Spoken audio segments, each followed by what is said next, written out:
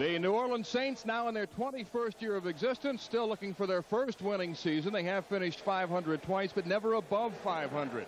Showed a lot of improvement last year at 7-9 after going 5-11 the year before. And keep in mind that Coach Jim Mora didn't even join the team as head coach until a couple of weeks before the start of the season. The Browns, on the other hand, have great aspirations this year after going 12-4 during the regular season. But for a 98-yard drive by John Elway and the Denver Broncos, they might have wound up in the Super Bowl. The New Orleans Saints have won the toss and will receive as we look at the youthful Marty Schottenheimer, the head coach of the Cleveland Browns. Marty Schottenheimer is a man who, quite frankly, says, I'm only in this business to win championships. He talks about the Super Bowl. He wants his players to think Super Bowl, and I think that's the right way to go about it. And the Saints, under Jim Mora, they have lost their last 3 season openers and have the NFL's worst record in season openers. They are 3-17 overall. Saints owner Tom Benson said, listen, this is the 21st year of our existence. At 21, a man usually grows up. He's hoping that in 1987, the New Orleans Saints have grown up. There's Bernie Kosar. And as Reggie mentioned in our pregame show, this would be Kosar's first regular season professional game if he had not left the University of Miami 2 years early, graduated with a double major in economics and finance, and now a veteran quarterback. This kickoff is sponsored by Budweiser. Ready to kick off for the Cleveland Browns is rookie Jeff Jaeger from the University of Washington. Back deep for the Saints, a dangerous Mel Gray, who was second in the NFL in kickoff returns last year. He averaged 27.9 yards per return, had a team record 100-yard kickoff return against the 49ers. One of the exciting matchups today should be the special teams of the Cleveland Browns against the New Orleans Saints. These are outstanding units. This man, Mel Gray, is one of the more electrifying and most dangerous kick runners in the game.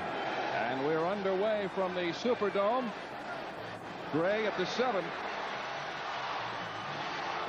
And Mel Gray is dropped at the 22-yard line by Travis Tucker, the backup tight end, who was the top special teams player with the Browns a year ago.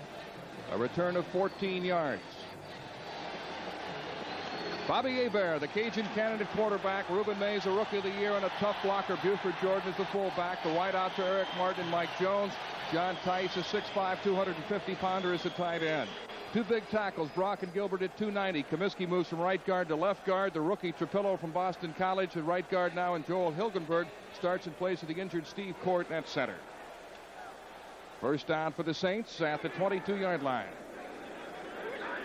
Jordan is in motion out of the backfield. Play action by Hebert. He got Mike Jones open downfield, but overthrows him. Hanford Dixon back defending for the Browns along with the free safety Al Gross. That may be indicative of things to come as we take a look at the Browns defensive line. Clancy getting a start for the first time in his career. Golick, the Pro Bowler. And 35-year-old Carl Hairston, the veteran, at right end. We'll also see Bubba Baker in pass rushing situations. Griggs and Matthews on the outside. The Johnsons, Eddie and Mike inside. Mike Johnson, who once played for Saints coach Jim Mora, the USFL. The Pro Bowlers, Minifield and Dixon at the corners. Ellis and Gross rounding out the secondary. Second down 10. The pitch to Ruben Mays, who gained 1,353 yards as a rookie. Fumbles out of bounds. The Saints, Mike Johnson making the hit for Cleveland. Number 36, Ruben Mays from Saskatchewan, Canada. He isn't even an American citizen. And, of course, the Saints have 2 players who aren't American citizens on their roster. Ruben Mays, what a great year he had a year ago. You can see the rushing yardage. He's from North Battleford, Saskatchewan, which, if you're wondering, is 85 miles northwest of Saskatoon. So, Reg, if you're ever in that area, you'll know where to go. I'll be sure to look it up. Third down at 6. 4-man front for the Browns. The pass rusher Baker is in there. He is number 60. And from the shotgun, it's Hebert. Getting pressure from Baker over the middle. Barry Word, the second-year man from Virginia, tackled by Ray Ellis at the 40. Eric Martin with an outstanding catch over the middle. This is an area that the Saints don't want to get in. They don't want to match up with Dixon and Minifield time after time, but Hebert, you see him in the pocket there. Good composure, and it's a nice pattern by Eric Martin, number 84. It was Martin indeed, number 84. The Saints are playing without their top rookie, Lonzel Hill, who has a bad knee, got hurt earlier this week. He is a true deep threat, and they'll miss him. So Martin moves into the starting lineup. 1st and 10 at the 40. Mays trying to get outside, looking for blocking, and he's going to lose a yard. Brought down by Clay Matthews, number 57 for the Browns. If we talk about a key to success for the Saints on offense, it has to be first down rushing. The Saints must get Mays through the line of scrimmage and gain that crucial yardage on first down. They need to pick up 4 yards, 5 yards to give Hebert options on 2nd and 3rd down. Mays was 4th in the NFL in rushing last year, even though he didn't move into the starting lineup until week 5. And we've got a timeout taken by the Cleveland Browns. Apparently a mix-up as to who was supposed to begin. Their first timeout. Dick Hantak is the referee this afternoon. And we are scoreless in the early going from the Superdome in New Orleans. Welcome back to the Superdome in New Orleans. Mel Proctor along with Reggie Rucker, and we are scoreless with 13:22 remaining in the first quarter. Apparently the Browns' Eddie Johnson had some equipment problems necessitating the timeout. Usually Eddie has problems with his helmet because when he tackles, he leads his tackle with his helmet. And he hits very hard for a man of about 225 pounds. 2nd down and 10 for the Saints at the 40-yard line. Bobby Hebert, who played collegiately at Northwest Louisiana and had 3 outstanding years in the USFL. He's big, 6'4", 214, and a great arm.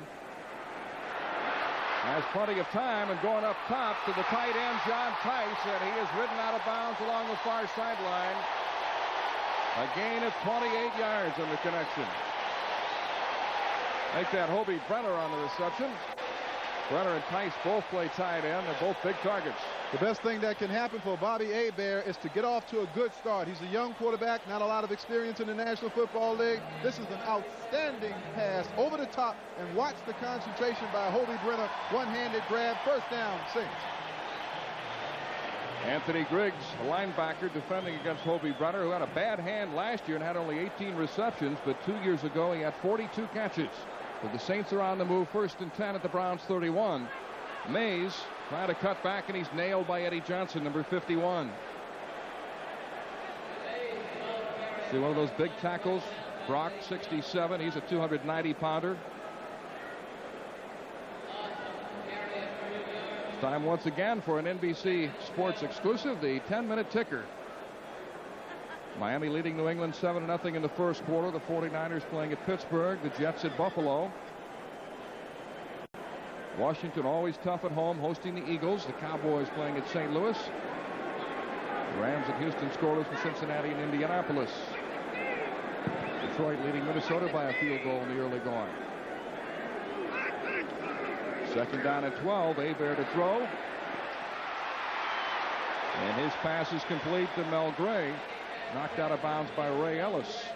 Got a penalty flag thrown by the field judge, and that's usually some kind of infraction between the tight end and the linebackers. Let's see.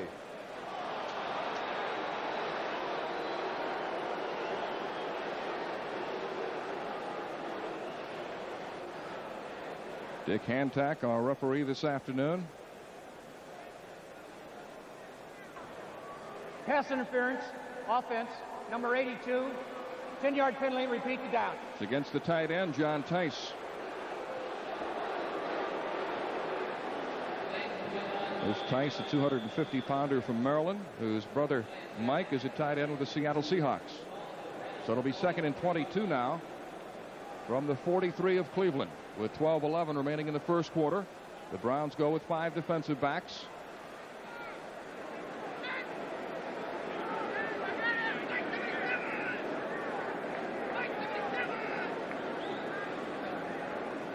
In motion is Mike Jones. Ruben Mays trying to get outside. He's hemmed in and doesn't get much. Mark Harper, the 5th defensive back, coming up to make the tackle.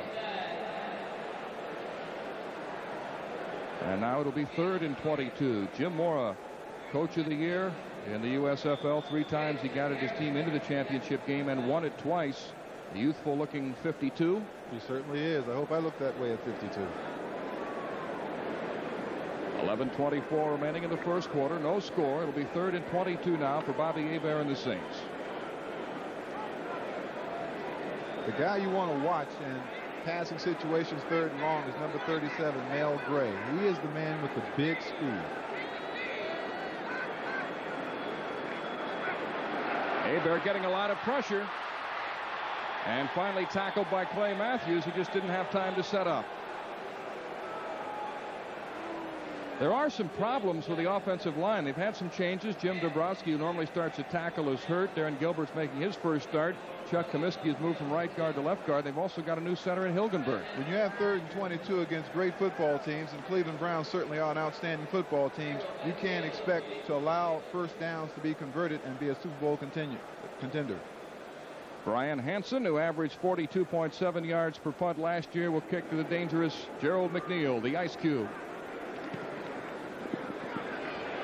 Fair catch signal for by McNeil, and he takes it at the 15-yard line. A 30-yard punt by Hansen, no return. And with 10:44 remaining in the first quarter from New Orleans, the Browns and the Saints are scoreless.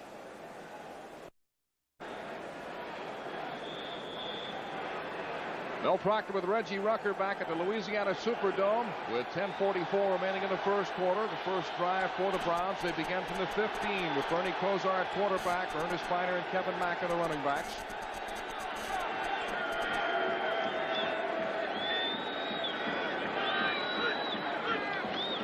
Kosar will throw on first down.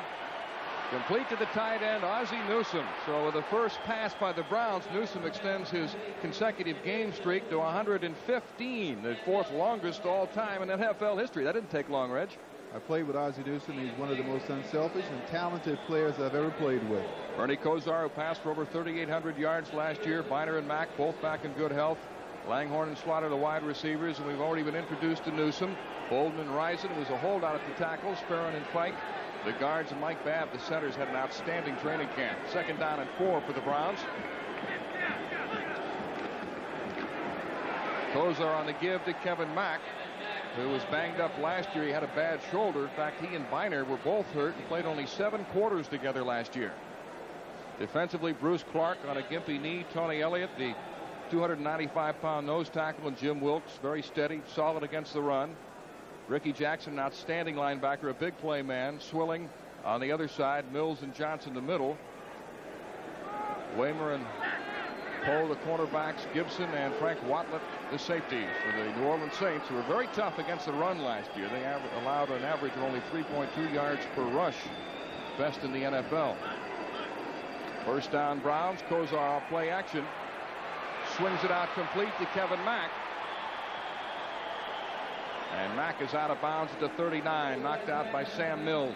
We talked about Kevin Mack at the top of the show being the rushing man for the Cleveland Browns. The other thing that Kevin Mack does is he catches the ball out of the backfield very well. Watch number 31, right side of your screen. Faking the run block, now catches the ball from Kosar, and this is what the Browns do. They're a very unpredictable team. They diversify their offense. They get the football to a lot of people, and particularly Kevin Mack. Gain of 14 yards on the play. First down for Cleveland at the Browns' 40-yard line. In motion is Brian Brennan. And the give is to Biner. Ernest Biner, who played only 7 games last year, he injured his ankle and eventually underwent surgery. Now, the Saints were one of the top teams defensively in the National Football League a year ago against the rush. That's because of people like Tony Elliott at nose tackle, Ricky Jackson on the outside, and Bruce Clark, of course, who has a bad knee at left defensive end. 3.2 yards per rush allowed by the Saints last year. They were also 4th overall in yards rushing allowed. 2nd down and 6 for the Browns. Mack and Biner in the eye. Kosar with plenty of time, and his pass is complete. Webster Slaughter picks up a first down for the Browns. They say he has really made A lot of improvement. Worked hard with Bernie Kosar in the offseason and has greatly improved over his rookie year. Top of the screen, number 84, Webster Slaughter. Watch the maneuvering that he does now. Concentration. See that? The defender is right on him, but he still makes the catch with people holding on to you. And if you want to play in the National Football League, you got to learn to catch with people all about you. Marty Schottenheimer pleased with that, but he won't show it. A 16-yard gain and a first down for the Browns at the 40 of New Orleans. 7:58 remaining in the first quarter from the Superdome. Kevin Mack off Biner's block, nowhere to go, and he's driven out of bounds by 51 Sam Mills, who used to be with the Browns. He was in camp with them in 1981 and was cut by then coach Sam Rutigliano.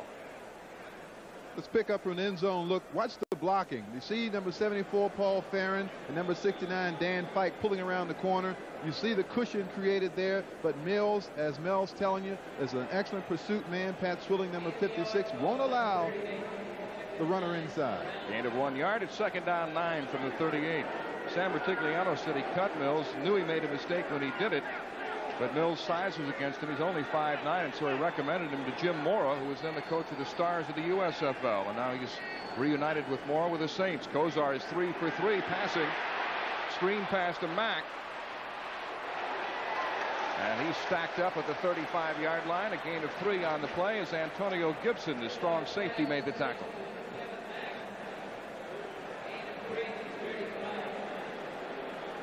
No change in the Miami-New England game. Pittsburgh has scored, taking the lead against the 49ers. Washington with a field goal, leading the Eagles.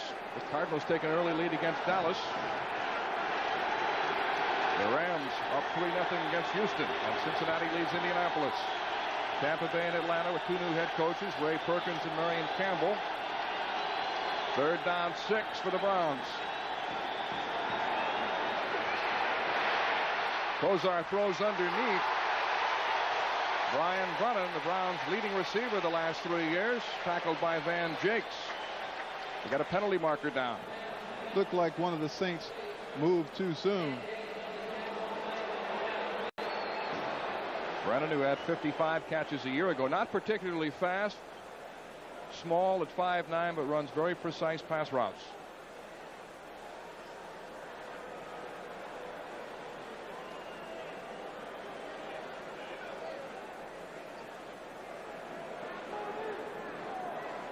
Offside, defense, 5-yard penalty, repeat the down, third down. I think you're going to find number 94 in the black, Jim Wilkes, a little bit overzealous, shall we say. Here it is, right there, right side of your screen. And his eagerness to get to Kosar, he left too soon. So it'll be third down and 1 for the Browns at the 30. 6:44 remaining in the first quarter. Biner and Mack are the running backs. The pitch to Mack. Biner was unable to get the block, and Sam Mills makes a big hit to knock him out of bounds. You know, Mel, you were talking about Sam Mills earlier, and a poll conducted among NFL general managers, they said that Sam Mills is the 6th best linebacker in the entire National Football League. Now, this was a man that the Cleveland Browns released earlier in his career because they said he was too small. But what a hitter he is. Jeff Jager is in on 4th down to Jager is in with Jeff Gossett holding for him. Frank Winters is centering. Also, the Browns this year have a new kicker, a new holder, and a new kick snapper. Jager attempting his first regular season field goal in the NFL. This will be from the 39, so it's a 49-yard attempt. And his kick is blocked. Recovered by Gossett. So in an auspicious debut for Jeff Jager, as his first NFL field goal attempt is blocked. You got it right on the head, Mel, when you said that they have a new snapper, a new holder, and the unpredictability of a rookie place kicker. Let's take another look at it here. Oh, we can't tell much from that angle there, but fortunately Gossett got on the ball and took a hit doing it. And we've got a timeout with 6:26 remaining. The Browns and Saints are scoreless. Let's take another look at it. Everything seems to be fine. The snap, the hold, but the trajectory on the kick is a bit low. Frank Warren, number 73, blocked that kick. The Saints take over. At the 39-yard line, no score in the first quarter. Bobby Hebert completes the pass to Mel Gray. He gets loose. Look out. He's got great speed. Nearly broke that tackle. Something interesting about that blocked field goal. Mike Pagel had been the holder most of the preseason. They went back to the old holder, Jeff Gossett, for this game. And the first attempt by Jaeger was blocked by this man, Frank Warren. There's also a new kick snapper for the Browns this year, and rookie Frank Winters.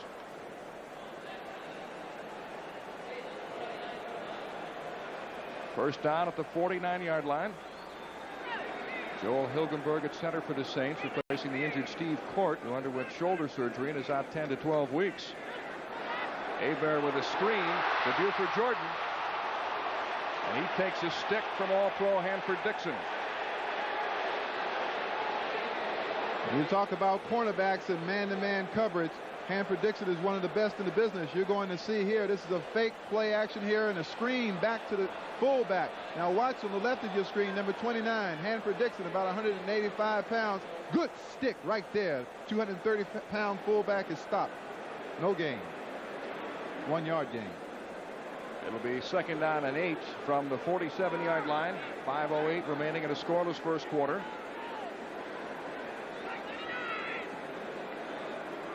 In motion is Dalton Hilliard. They give to Ruben Mays, breaking tackles across the 40, across the 35, and he's got a first down. Tackled by the free safety, Al Gross. 14-yard gain for Mays, who had 6 100-yard games as a rookie. Two things about this play. The Saints love to run to their right. Number 36, Ruben Mays, gets through a good hold. Now on the left side of the Browns defense are 2 new players. Sam Clancy starting for the first time at left defensive end, and Anthony Griggs starting outside. There may be some weaknesses on that side that the Saints will try to exploit.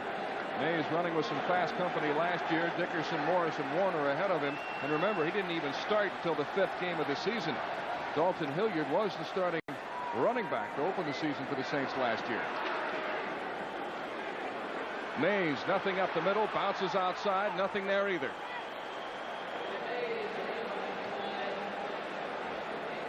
Tackle made by Eddie Johnson, the right cornerback Hanford Dixon. We've got an injured Saint down.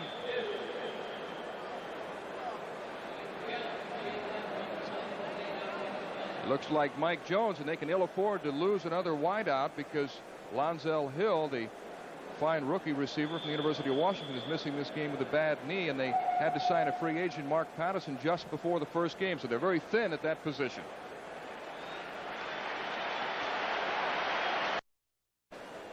In the lower right-hand corner, you'll see Jones on the carpet. Watch number 51, Eddie Johnson, coming. Watch his knee. See right there, right in the back of the helmet. And I can tell you from experience, when that happens, you just go right out. So Jones leaves the game. He's been replaced by 89 Robert Clark, a 10th-round draft pick from North Carolina Central. And there's the man who made the hit, Eddie Johnson, who's averaged 9 tackles a game for the Browns since 1984. Second down and 8 for New Orleans at the Cleveland 31. Hebert is 4 for 4 passing, but stays on the ground with a give to Mays. Cross at 20 and knocked out of bounds near the 6-yard line by Al Gross, who saved the touchdown. 26-yard gain by Ruben Mays. You're looking at one of the game's premier young halfbacks. Watch him get through the hole. Now, once he gets into the secondary, he's murder. Because watch the gliding action. Watch the smooth moves on the outside. Then when he turns the corner, he's got breakaway speed. You better get some people back there in a hurry. He also got an outstanding block from his fullback, Buford Jordan. Mays has carried 7 times for 44 yards. Played very little in his first 5 games last year, but went wild after that and wound up with over 1,000 yards. The Saints will call a timeout now. It's first and goal to go at the 5. And Mel, they went back to that left side of the Cleveland Browns defense. They're getting some huge holes over there. They're going to have to shore that side of the line up if they're going to stop Mays, because I'll tell you what, the Saints will keep running that play until they stop it. As we look at Bobby Hebert, an update on the 10-minute ticker. New England and Miami now tied. Pittsburgh leading the 49ers.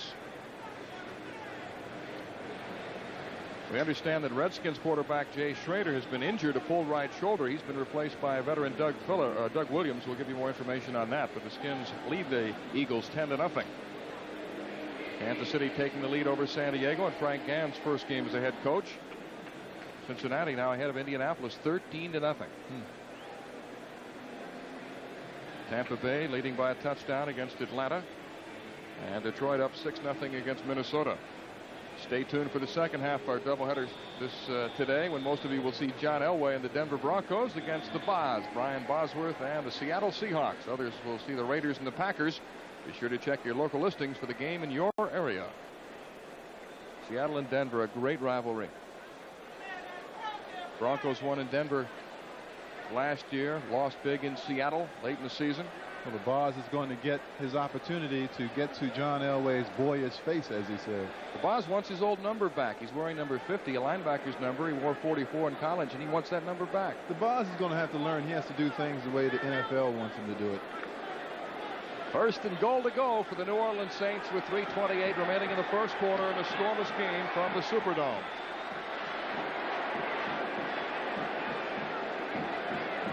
Hilliard and Mays are both in the game for the Saints. Play action fake by Hebert.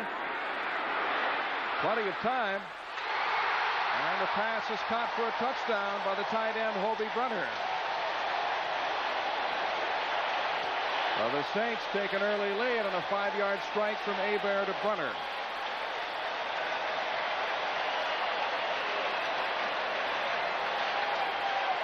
Hobie Brenner on the left side of the screen. That's John Tice getting away from Matthews. Now watch it now in the center of your screen. Hobie Brenner bouncing off a couple of people, now going the other way and makes the catch through traffic. You can't give Bobby Hebert that much time to throw. Watch Hebert literally sit and looks over the defense. 1. Watch him now. Looks again. 2. Looking again. 3. And then he releases it with that great arm. And Morton Anderson's conversion kick is perfect. So with 3:22 remaining in the first quarter, the Saints have taken a 7-0 lead against the Cleveland Browns. The Browns have dominated this series. They've won 8 of the 9 games played, but New Orleans won the last time they played. That was in 1984 when Morton Anderson, who just kicked that extra point, booted a 53-yard field goal to give the Saints a 16-14 win.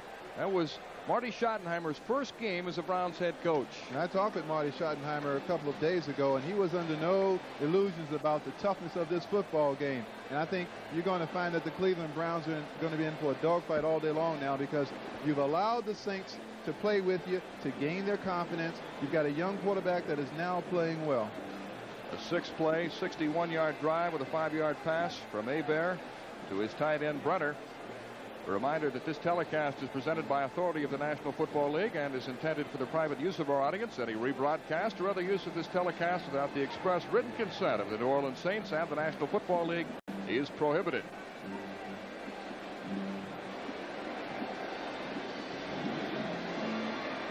I was talking both to Marty Schottenheimer and Jim Mora, and they said that, you know, you might know what kind of talent you have before you enter the first game, but you really don't know what kind of team you have until you see them play.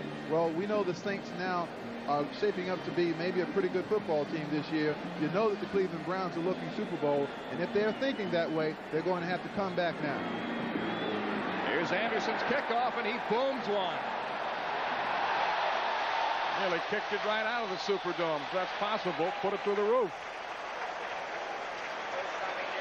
He needs his 3 field goals to become the NFL's most accurate kicker. You need 100 field goals made to qualify, and he has 97. He's made over 80% of his field goal attempts, and he is pumped. And he's a green card carrier. He's a Danish citizen. That's right. Doing very well. You know, they have the only 2 non-American citizens on one team in the National Football League, in Mays and Morton Anderson. Anderson at one time was a member of the Danish national handball team. First down for the Browns with 3:15 remaining in the first quarter. The Saints lead 7-0. Kevin Mack gets the call.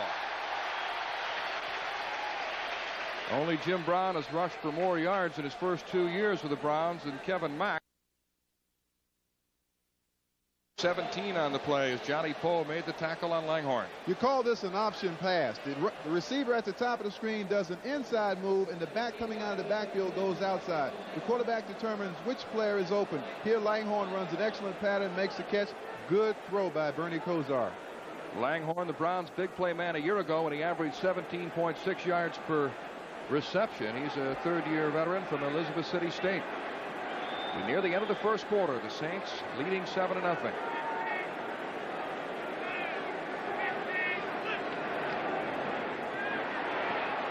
Kozar's pass is complete to Ernest Biner. Tries to break a tackle and is dragged down. Sam Mills and Dave Waymer on the stop. A gain of 9. Update on the ticker. Miami and the Patriots are tied. Washington leading 10-0, although Jay Schrader has been injured. Still trying to get more details on that. And Indianapolis finally has scored. It's 13-7 Bengals. Tampa Bay leading 14-0. 17 seconds remaining in the first quarter here at the Superdome. On 2nd and 2, Kozar to throw. Tried to zip one in there and it looked like it was intercepted. Now the ball pops loose. And it'll be the Saints' ball. Vaughn Johnson seemed to be in the middle of things for New Orleans. There's Pat Swilling coming out. See what happened.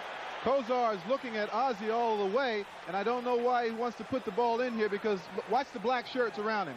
See, he's double covered, and that's a trap defense, and I think he did come up with that ball. That's Vaughn Johnson, number 53. Johnson, a former All-American at North Carolina State, who played a couple of years in the USFL with Jacksonville, and a rare interception by Kozar, who threw 171 last year before being intercepted. He has the lowest interception percentage in the NFL. 1.9% of his passes were picked off last year, so you don't see him force the ball too often, Reg. Well, key factor in the game plans of both these football teams is not to turn the football over offensively. The Saints pride themselves on taking care of the football, because when you run the football as much as they do, you consume a lot of the clock, and you don't want to go on long drives and then turn the ball over. Now, the Browns are really putting themselves in jeopardy here because they're not playing well right now, and they don't have the continuity. The officials are checking the replay. The Saints defensively set a team record last year for takeaways. They had 26 interceptions and 17 fumble recoveries for a total of 43 takeaways, a new New Orleans record, so they can be opportunistic on defense. Norm Schachter is the replay official this afternoon.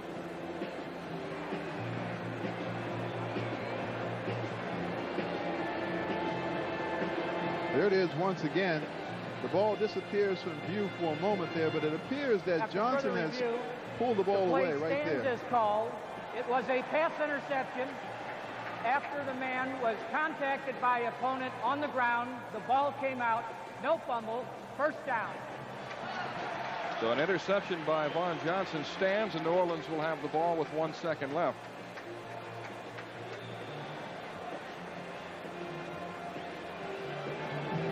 '43-year-old Marty Schottenheimer, the AFC Coach of the Year in 1986. First down for the Saints at the 28.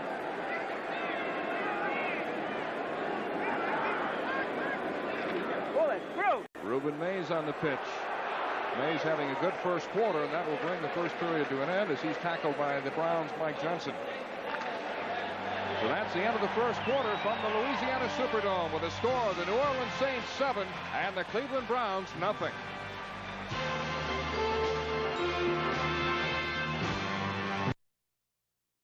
A key to New Orleans' success we talked about is Ruben Mays and first down rushing. If they do it and do it well on first down, they're going to be successful. On the right side, look at the blocking. Triple L, number 65. Good block by Hobie Brenner there. And then you see Ruben Mays gaining 5 or 6 yards on first down. If they do that on first down consistently, the Saints are going to be very difficult to beat today. And remember, the Saints are playing without 2 starters on the offensive line. Steve Court, who separated his shoulder, and Jim Dombrowski, the number 1 pick a year ago from Virginia, a tackle who was out with a bad knee. The Saints running very well. They have 49 yards rushing in the first period.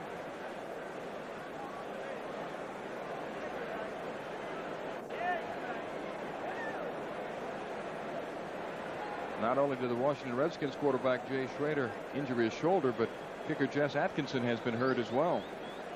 So a tough first game for the Redskins. 109 yards total offense for New Orleans in the first quarter. Jim Mora has to be pleased with that. Big number 65, Steve Trapillo, the 4th round pick from Boston College, starting at right guard. Second down and 5 for the Saints as we begin the second quarter. Ruben Mays tripped up, breaks her out of it. Breaks another tackle. Great run by Mays. Knocked out of bounds at the 46-yard line. A 14-yard gain for Mays. I want to tell you, old-time fans who remember Ollie Matson, watch this. Look at how high stepping. Look at the way he gets away from tacklers, just getting his knees up and getting them up high. This fellow is a great back. Mays probably the best-known Canadian export in the NFL since Bronco Nagurski played for the Bears in the 30s. You played against him, didn't you? Oh, you don't go quite back that far, do you? Sorry. I'm your partner. I'm supposed to pick on your partner like that, right? Yeah. First down and 10 at the 47. 7-0 New Orleans. Mel Gray is in motion. Bobby Hebert getting some pressure. And wide open is the tight end Brenner. Having a good first half. Eddie Johnson makes the stop for the Browns and is close to a first down.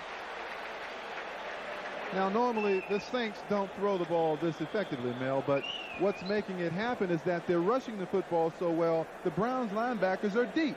Watch the distance between the receiver and the linebackers. See that? You see how deep the linebackers are? That's because the Saints are rushing the football well, and now they can pick and choose the plays that they want. Jim Mora felt that was essential to staying in today's game, to establish a ground game to take some of the pressure off Bobby Hebert.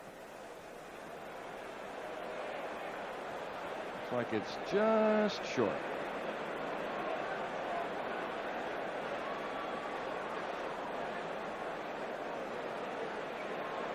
You know what I would do here? If I were Hebert, go up top. Staff, I'd go for broke. I'd go for broke. I'd test him one time. This is essentially a free play now. 6 feet 4 inches tall, 215 pounds, a rocket arm. They call him the Louisiana Cajun. Cajun Cannon. Hebert led his high school team, South Lafourche High School, to the state championship here in Louisiana, and then started at Northwest Louisiana before playing in the USFL with Michigan and Oakland. 2nd down and 1, and let's see if Hebert agrees with you. Mays and Jordan in the backfield.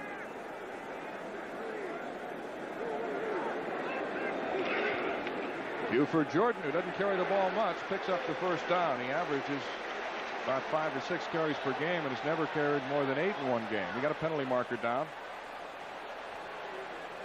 Eric Martin and Hanford Dixon got into a pushing and shoving match. Watch it now. The question is whether somebody got the elbow up to the face. Top of the screen. Watch it now. Now that's a good hit right there. No, now penalty on number 84, Eric Martin. That is a cheap shot.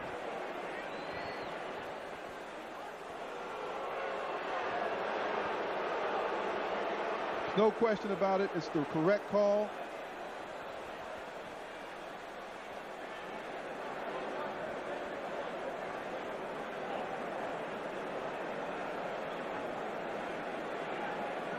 See what Dick Hantak has to say. They sort things out. Unsportsmanlike offense, number 84, 15-yard penalty. Repeat the down. 2nd down. As a former wide receiver, you've been in that position a few times, Reg. I'm sensitive to that because I had my jaw broken by a defensive back that did the same thing to me. You get close to him and you're not expecting that because it's illegal. But furthermore, that is just an inexperienced reaction by a young player, because now you take your offensive team right out of the ball game. Instead of it being a first down, you've got a 2nd and 11. Who was the defensive back? I better not say. You're retired. You're not going to make a comeback. I don't think. 2nd down and 12. New Orleans leading 7-0. Bobby Clark is in motion. Hebert with time. And the pass is incomplete. Tried to hit Hobie Brenner, who's been his favorite target in his first half. And Anthony Griggs made the hit for Cleveland. Excuse me. Hebert put the ball right where it should have been. That was a drop pass. And Brenner is shaken up. I mean, when you're coming across the middle, this is where you want the ball. Right there, right on your shoulder pad, so you can take it, and protect yourself against the hit. He just dropped that. Good solid hit by 53, Anthony Griggs, who has replaced the traded Chip Banks at linebacker. And Brenner is hurt. Well, you know, we talked about being a receiver in the National Football League, how you always are looking back. You can hardly ever protect yourself, and you leave those ribs exposed. Hebert from the shotgun on 3rd and 11 with 13:37 remaining in the first half. Mel Gray is in motion. Whoa! And Hebert is crushed. He said, "Hey, what? I heard a whistle. The play was stopped. What are they doing hitting me?" And now the boys begin to mix it up. They better gain control of this pretty quickly. There's some big people slugging each other inside. If I were Ray Ellis, number 24, I'd get out of there. He's not one of the bigger ones. No, not down there. I don't know what happened. I don't know if there was a whistle or not. You see the flag early.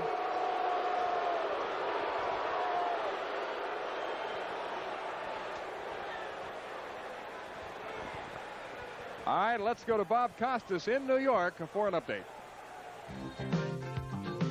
All right, Mel, in Foxborough, it has been pouring down rain all day long. The field, even though it's AstroTurf, is turning into a near quagmire, but it hasn't affected Dan Marino thus far. He's thrown 2 touchdown passes, each to Mark Duper. First one covered 9 yards, this one good for 25. 14-7 Miami. All right, thank you, Bob. The penalty was delay of game against the offense, so it'll be 3rd down 17 now for the Saints with 13:36 remaining in the second quarter. New Orleans leads 7-0. The Browns will go to their nickel defense with 5 defensive backs. I think Bobby Hebert had better be very careful here that he doesn't turn the football over, because the Browns are in a defense that is looking to pick the ball off, and you can get in there very easily when you have 3rd and 17. Mike Jones, who was shaken up earlier for the Saints, is back in at wide receiver. It's Gray in motion. Hebert again with plenty of time.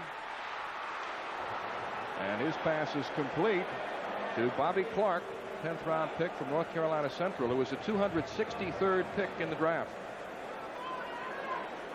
Gain of 11.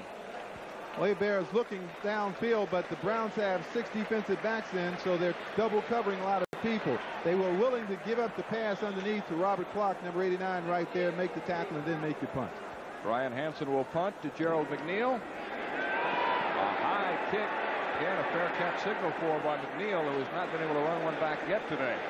Good kick, 37 yards. Good coverage downfield, and this drive will begin deep in Cleveland territory. New Orleans with the Saints leading 7-0. 12:56 remaining in the second quarter. The Browns began this drive from their 12. Looked like one of the Saints jumped early, and Kevin Mack takes the handoff. Looked like the left defensive end. They'll decline the yardage and take the penalty. It'll make it 1st and 5. To be Van Johnson, who moved early.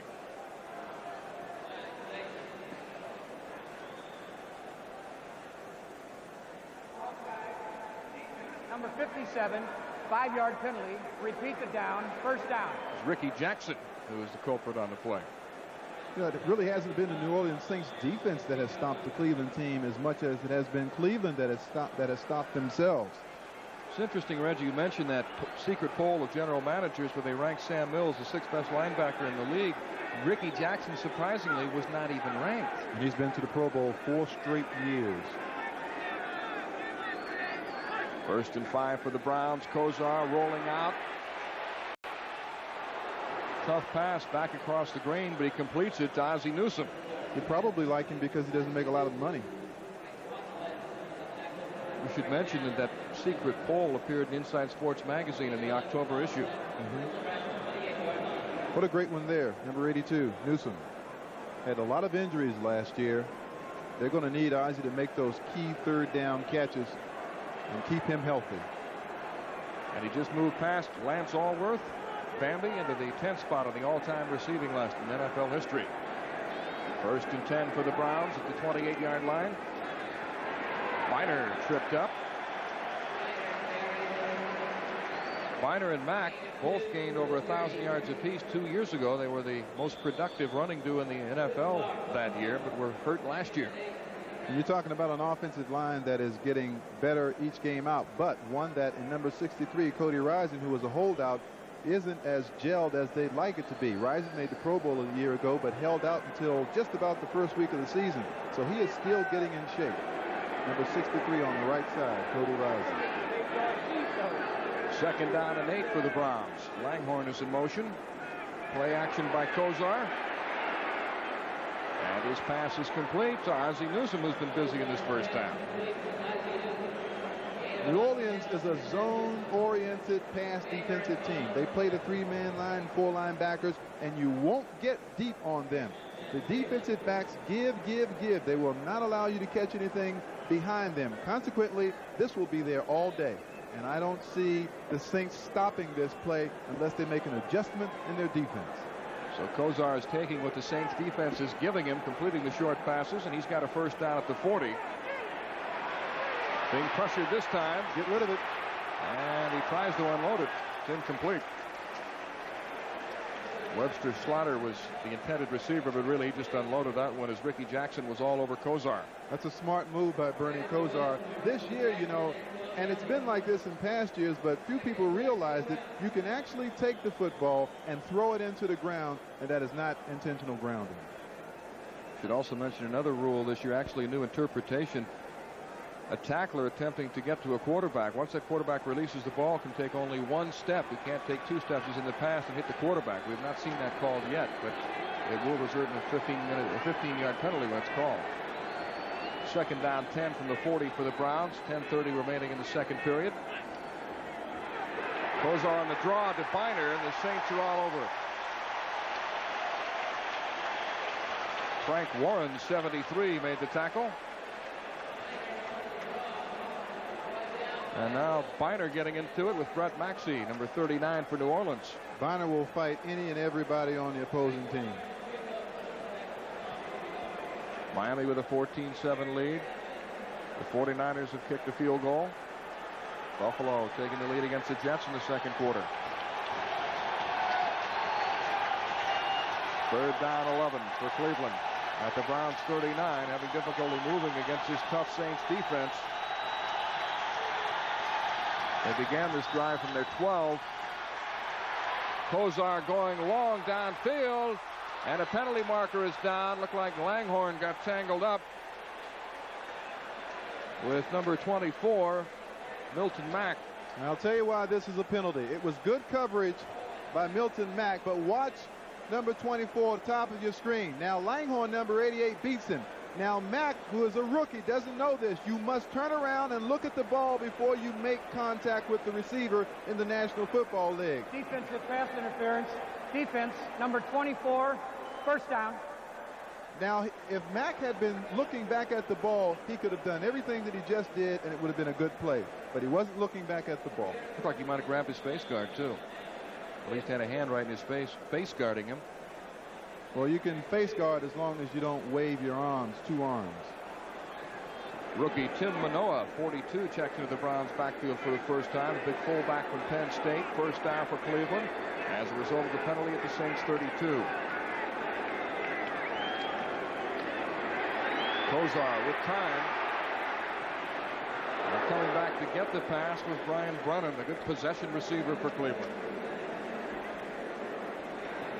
Brennan had 55 receptions a year ago, made that big catch in the AFC Championship game against Denver a year ago. And he is the guy that really Kozar looks for, Mel, in those 3rd down and those 2nd and long passing situations, because he has good hands, he runs the patterns well, and he is fearless inside for a little guy. Gain of 4 on the play, so it is 2nd down and 6 for the Cleveland Browns at the New Orleans 28. 9 minutes remaining in the second quarter. Biner split out wide to the left, along with Clarence Weathers, who's in the game. Handoff is the rookie Tim Manoa. The Tongan tank is rumbling down to the 21-yard line. Manoa, 227-pounder from the island of Tonga, spent a couple of years in Hawaii in high school and then played high school ball in Pittsburgh. He was a blocker for DJ Dozier at Penn State. And he is a load. Watch number 42 going to the left side. Now watch coming to the top of the screen, number 51, Sam Mills, and watch this collision. Here it is. Watch him put his shoulder down. I promise you, Mills don't want Manoa no more. If you say so, Rich. 1st and 10 for the Browns at the 20-yard line of New Orleans. Kosar to Manoah. It's Manoah Samoa. And he's got some yardage. All right, we're even now, okay? This fella can play. Penn State 3rd-round draft choice. Marty Schottenheimer, I believe, might have to find some place to play this guy because all he does is advance the football when he's in the ball game. You hate to see someone leave the field like that. Kevin Mack replaces him. Manoah averaged better than 5 yards a carry at Penn State, although he didn't carry the ball out often. He can also catch the ball, and he's a great special teams player. 2nd down and 2 at the 12-yard line of New Orleans.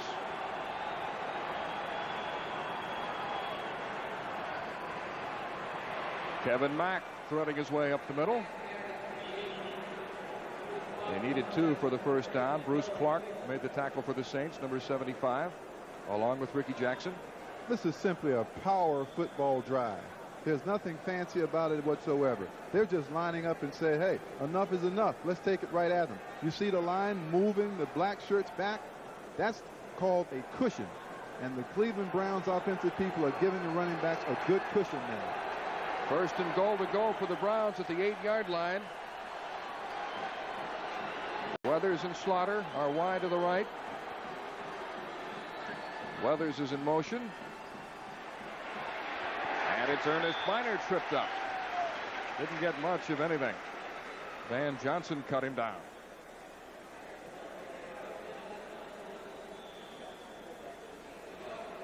.6:28 remaining in the 2nd quarter here in New Orleans. The Saints lead 7-0. So far, the Saints defensively, I think, have played commendably. They have kept the Browns from running at will until this particular drive, and they kept the receivers in front of them, and that's their defensive philosophy. Whether it will be good or not, good enough or not, we'll have to see. Brennan to the right, Slaughter to the left. Kosar gets hit, and the pass flutters incomplete near the goal line. Somebody got in his arm, like Sam Mills hit him. If there is a criticism of Kosar, it is that he is sometimes a little slow to set up. Well, I tell you what, it'd be pretty difficult to get a pass off with a man in your face like that. Mills was unblocked on that blitz. And if there is one spot on the field where the Saints will blitz, it is in this area of the field. They normally won't do anything unless you're threatening to score on them. 3rd down, goal to go from the 7-yard line. Gerald McNeil is in at wide receiver. Brennan is in motion. Watch Brennan. Kosar into the end zone for a touchdown.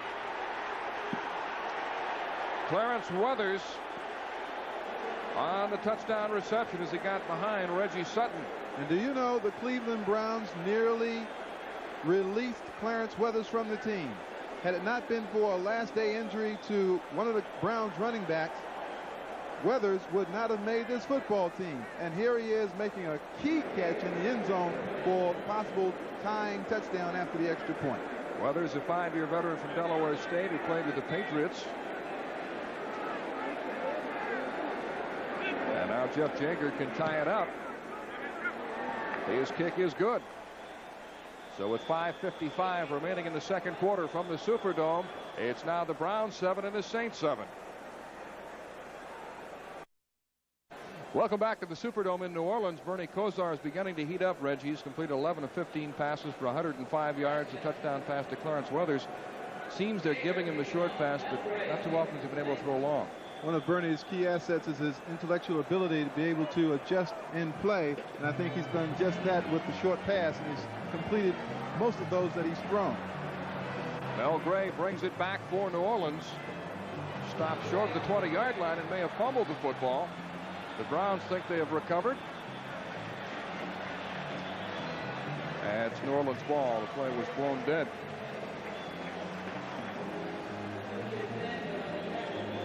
Still down there wrestling for it. Bernie Kosar began this drive at the 12-yard line. Drove 12 plays, 88 yards with a 7-yard pass to Weathers for the touchdown. So they consumed a lot of time. So just over 7 minutes on that drive. 7-7 tie, 5:43 remaining in the 1st half.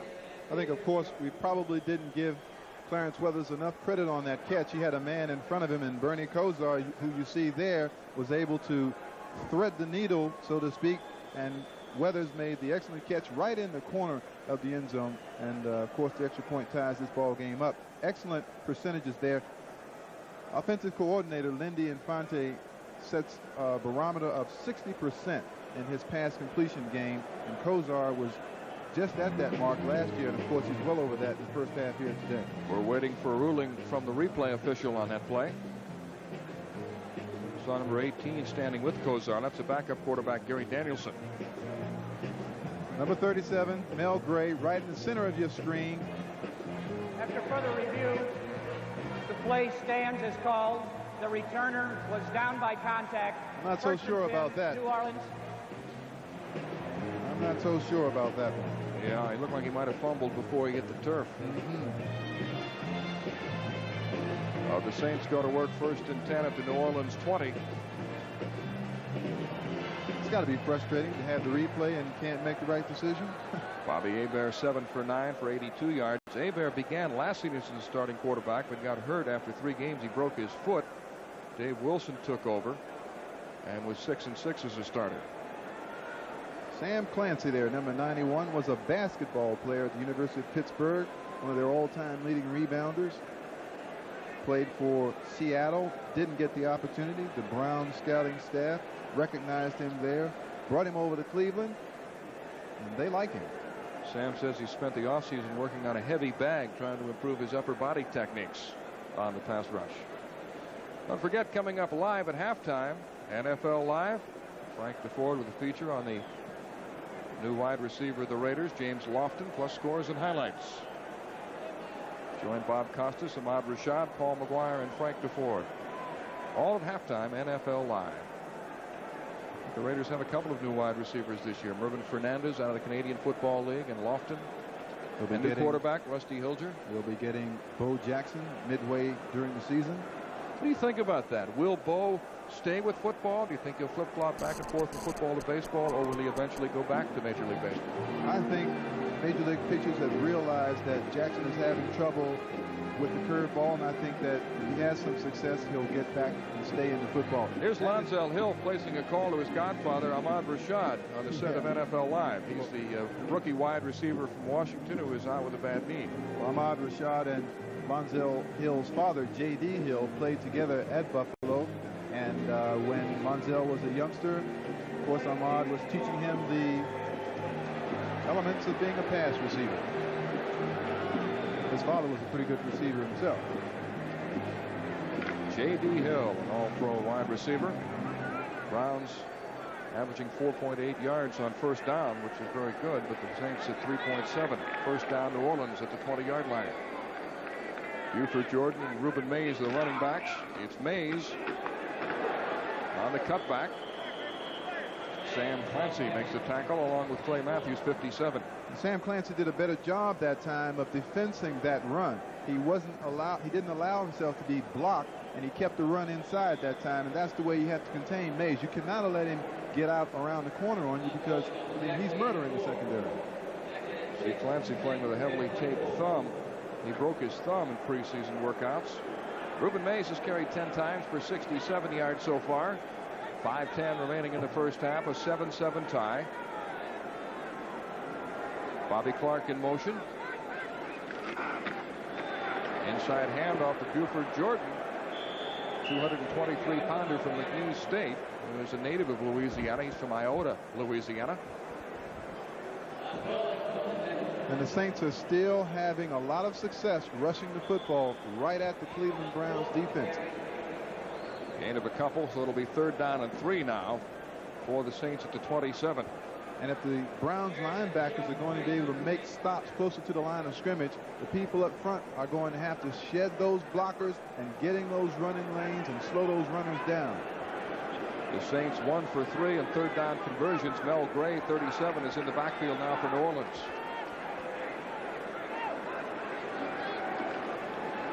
Hebert getting pressure, eludes Sam Clancy, fires on the run. The pass is complete. John Tice, the receiver, but Hebert showed his mobility there, getting away from 6'7", 260-pound Sam Clancy. Clancy gave them just what they want, a speed rush on the outside. But the reason why Hebert didn't come down is because Hebert is 6 feet 4 inches tall, 215 pounds. He's a very strong man. And then you see him get rid of the ball to Mike Tice, first down. So it's a first down for the Saints at the New Orleans 37, 3:38 remaining in the first half. Score tied 7-all. Mel Gray goes in motion. Ruben Mays running hard. He rips off about a 7-yard gain before running into Mike Johnson, number 59. Steve Trapillo, the right guard, a 4th-round pick from Boston College, threw a good block for Mays. I'll tell you something right now. The New Orleans Saints should not be able to win against the Cleveland Browns because they have a rookie, Robert Clark, playing wide receiver. They have a 3rd or 4th string wide receiver, Eric Martin, playing outside. The only threat the Saints have really is the running game, and if the Saints still can run the football, then the Browns have something wrong with their defense. 2nd down and 2. Clark is in motion. Mays, not much this time. Sam Clancy coming up to make the tackle. You see 79 Bob Golick also involved in the play. Now let's talk a little bit more about that. And that's not to disrespect the people who are playing wide receiver, but one guy's inexperienced and one guy's never played before. And they have 2 all-pro cornerbacks, so you should be able to shut down the passing game. It'll be 3rd down and 1 for New Orleans. 2:18 remaining in the first half.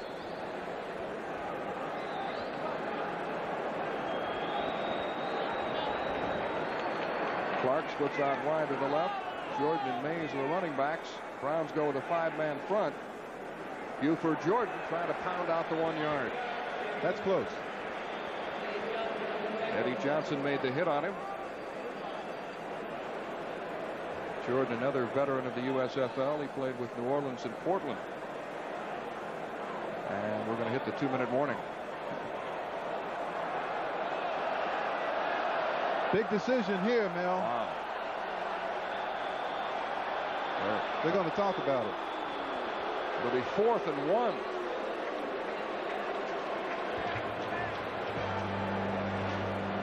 So with 2 minutes remaining in the first half from the Superdome, the Saints have to make a decision.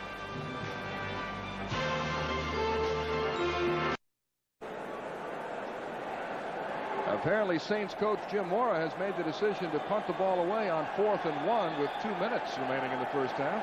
I think that's what you do in this situation. You don't want to do anything to take yourself out of a ball game. And now the Browns will be up saying, watch for the fake kick. Watch for the fake kick. 3rd punt of the first half for Brian Hansen. They need only 1 yard for a first down. But Hansen kicks it away. Gerald McNeil is back deep, stiggling for another fair catch. But this one, they're going to get to it before it gets into the end zone. Great coverage by New Orleans. At the 1 yard line. It'll be at the point of first touch, which is about the 6 yard line. Reggie Sutton is the man who hustled downfield for New Orleans on the coverage. So with 1:49 remaining in the first half, the Browns will have terrible field position. Optimized by poor field position in the first half. They began their first drive at the 15. It resulted in the blocked field goal. The second drive at the 20. The pass was intercepted. The third drive that began from their 12 and used almost 7 minutes driving downfield to score on a pass from Kozar to Clarence Weathers, and they'll start this drive at the 5 with only 1:49 left. The Browns and the Saints each have 2 timeouts remaining. And that's the way the Saints want to play football on defense. They want to make the offense travel the greatest amount of yards that they possibly can. They figure during that time they can get you to turn the ball over or cause you to make a mistake. Mel Proctor with Reggie Rucker bringing you this game from the Superdome in New Orleans. 42. Tim Manoa is back in the game for the Cleveland Browns.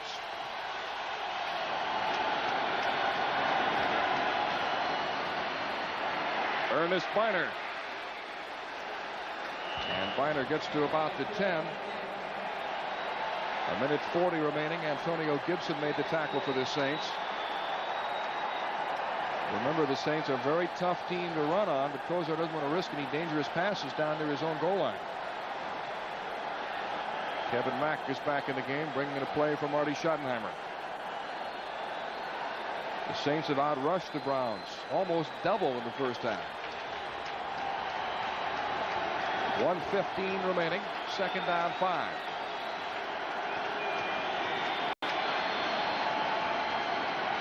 Mack across the 10, carrying tacklers. And he appears to have a first down. He had 3 men on his back, and Kevin running like a Mack truck. Watch it left side of your screen now. Number 34 gets a good block. Watch Ricky Bolden, number 77, good block there. Travis Tucker, number 87, good block. And Biner gets a good block. And now just power, bullishness right through the hole, dragging tacklers. First down, Cleveland Browns. Gain of 8 yards for a first down, 59 seconds remaining.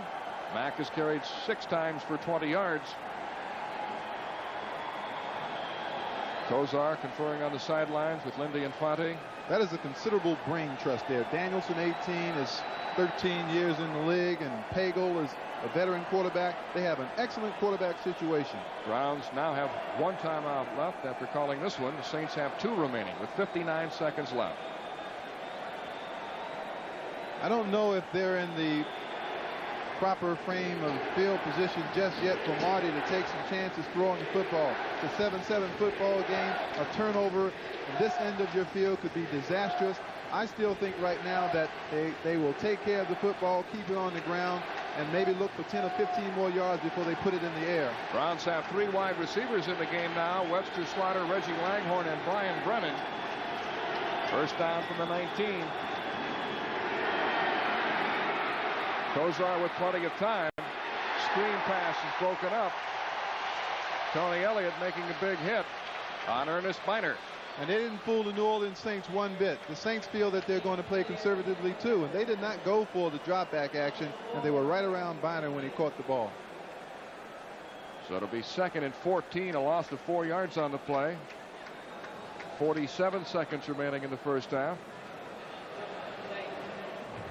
And Kosar again heading to the sidelines. Browns using their final timeout. That's Steve Sidwell with the headset on and the white shirt. He is the defensive coordinator of the New Orleans Saints. That's Jim Mora just to his right, the head coach of the New Orleans Saints. They think they finally have the coach that's going to lead them to championship contention. Marty Schottenheimer, coach of the year last year.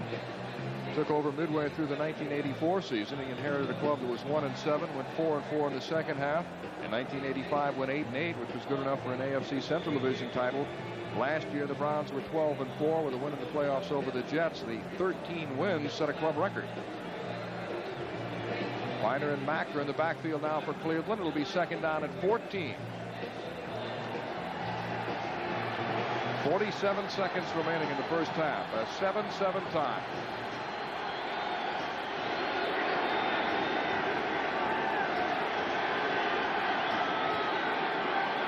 Off to Mack. And Kevin Mack is stacked up at the 17 by Jim Wilkes. Wilkes kind of the steady unsung member of that defensive front for the Saints. Very tough against the run. 266-pounder from San Diego State. And the Saints have taken a timeout. 41 seconds left in the first half. They feel that they can allow the Browns to run one more play, call another timeout, and then get the football and maybe position themselves for really one of the great kickers in pro football, Morton Anderson, maybe to get 3 points on the scoreboard. 41 seconds remaining. The Saints are now out of timeouts.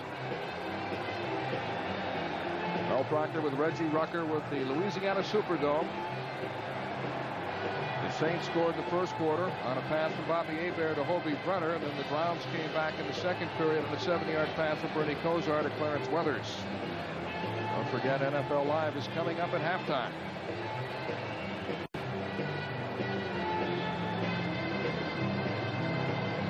I think the Browns have to be careful here, Mel. I don't think they can really afford to gamble right now. Bob Ahmad and Paul McGuire all coming up along with Frank DeFord with features, highlights at halftime. 41 seconds left in the first half. Kosar gives to Kevin Mack across the 20 to the 23-yard line where Frank Warren brings him down. And another little scuffle breaks out. We've had a couple of those in the first half. 29 seconds left.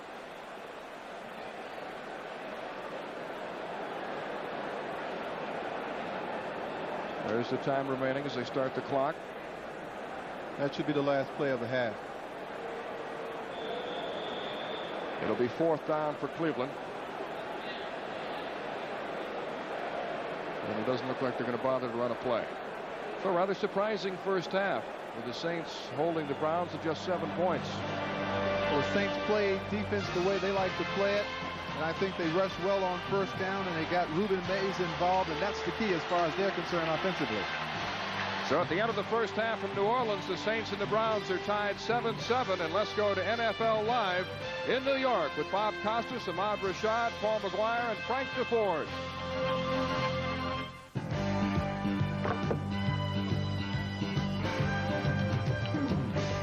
Welcome those of you who've been watching the New England-Miami game. Bob Costas with Ahmad Rashad and Paul McGuire. We'll take you to highlights of that one, which the Dolphins lead 21-14 in the rain as they've come up to halftime. And then we'll get you updated on everything else that's going on around the National Football League. Umbrellas definitely the order of the day in a downpour that has lasted throughout. The rain was a factor early. The bad snap. Reggie Roby having trouble picking it up, hit by Rod McSwain. And the Dolphin punter, one of the best of the league, injures his knee. And Don Strock, the veteran backup quarterback, becomes the punter. We're about to see Strock's first ever NFL punt. It carries 33 yards. Irving Fryer fields it, but eventually he will fumble, and Jim Jensen will recover it. The Dolphins have 4 quarterbacks: Marino, Jaworski, Strock, and Jensen.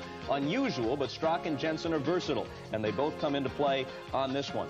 Following that change of possession with the Jensen recovery, it's Marino back to work. Mark Duper is on the receiving end, one of 2 he caught in the first half for touchdowns. Marino threw for 3. Steve Grogan threw a 17-yarder to Irving Fryer to close the gap to 21-14 at the half. Ahmad, is it tougher to play on natural turf in the rain where it gets muddy, or on artificial surface where it gets so slick? I always found it was tougher to play on artificial surface because you're right up on the surface and you can't get any, you can't dig in.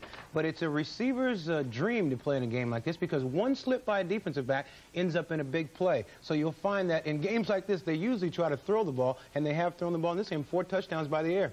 All right, Ahmad, one of Paul McGuire's Super Bowl picks, the San Francisco 49ers, isn't starting out too well. They're at halftime in Pittsburgh. Gary Anderson just hit a 50-yard field goal to open the Steeler lead there to 17-3. The Jets and the Bills in Buffalo tied at 7. The Jets have just scored. The Jets have just scored a touchdown, so it's 13-7 pending the extra point. Let's take a look at some of the earlier action on a beautiful sunny day at Rich Stadium. And a crowd of better than 80,000 was on their feet after this play. Out of the shotgun, Jim Kelly to the former USFL and San Diego Charger player Trumaine Johnson sidesteps a tackler. In he goes. 26-yard score, 7-0 Bills. But Ken O'Brien, looking to shake off the nightmare of the last 6 or 7 weeks of the '86 season, steps up and throws long for Wesley Walker. Watch the catch by the great veteran. 55-yard touchdown, tied it at 7, and the Jets have just scored and kicked the extra point to take a 14-7 lead. They are moments away from halftime in that game. The Eagles and the Redskins at RFK, second quarter, tied at 10, and the story there is injuries. Jay Schrader, a bruised right shoulder, so the Redskin quarterback leaves, replaced by Doug Williams, who throws a 6-yard touchdown pass to Art Monk. The Redskins also lost their #1 place kicker, Jess Atkinson, but they have Steve Cox, who is their kickoff man and long field goal artist, so Cox is able to step in and replace Atkinson. Cleveland and New Orleans, they've reached halftime. Bobby Hebert has a touchdown pass, as does Bernie Kosar. The game is tied at 7. The Cowboys and the Cardinals approaching the half at Busch Stadium. Field goals by Gallery of St. Louis, Ruzek of Dallas, even at 3. The Chiefs and the Chargers, halftime at Arrowhead. The Chiefs' special teams and running game. The story as they take a 10-0 lead. Al Saunders of San Diego, league's youngest head coach at the age of 40. He'll watch Dan Fouts be intercepted a couple of times by Duron Cherry.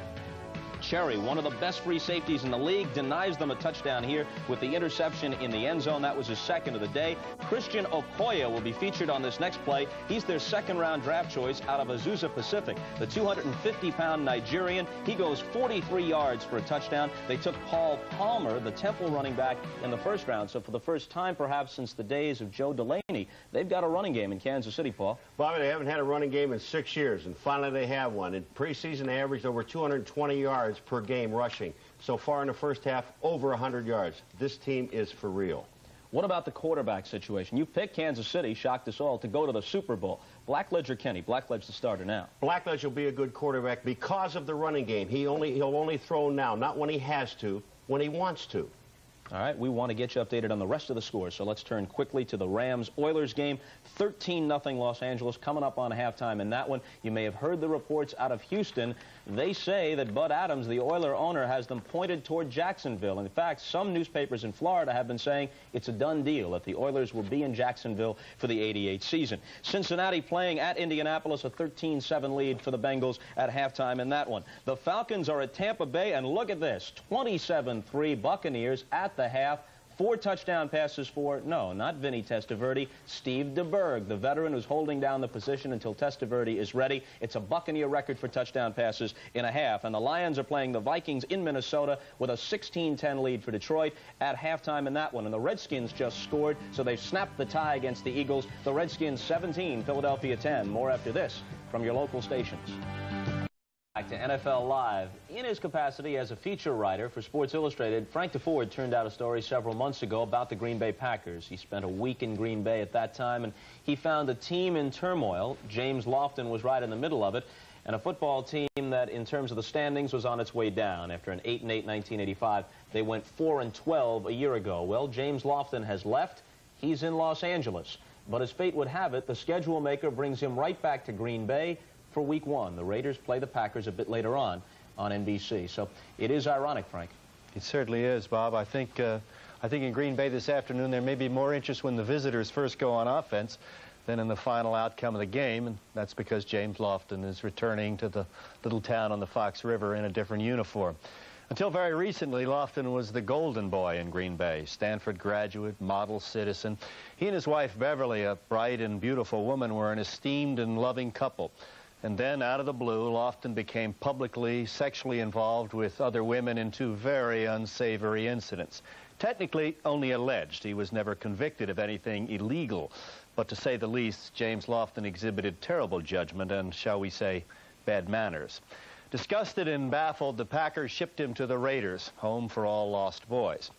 But for Green Bay, for the fans, what is most important about Lofton now is that he is a symbol of their beloved team.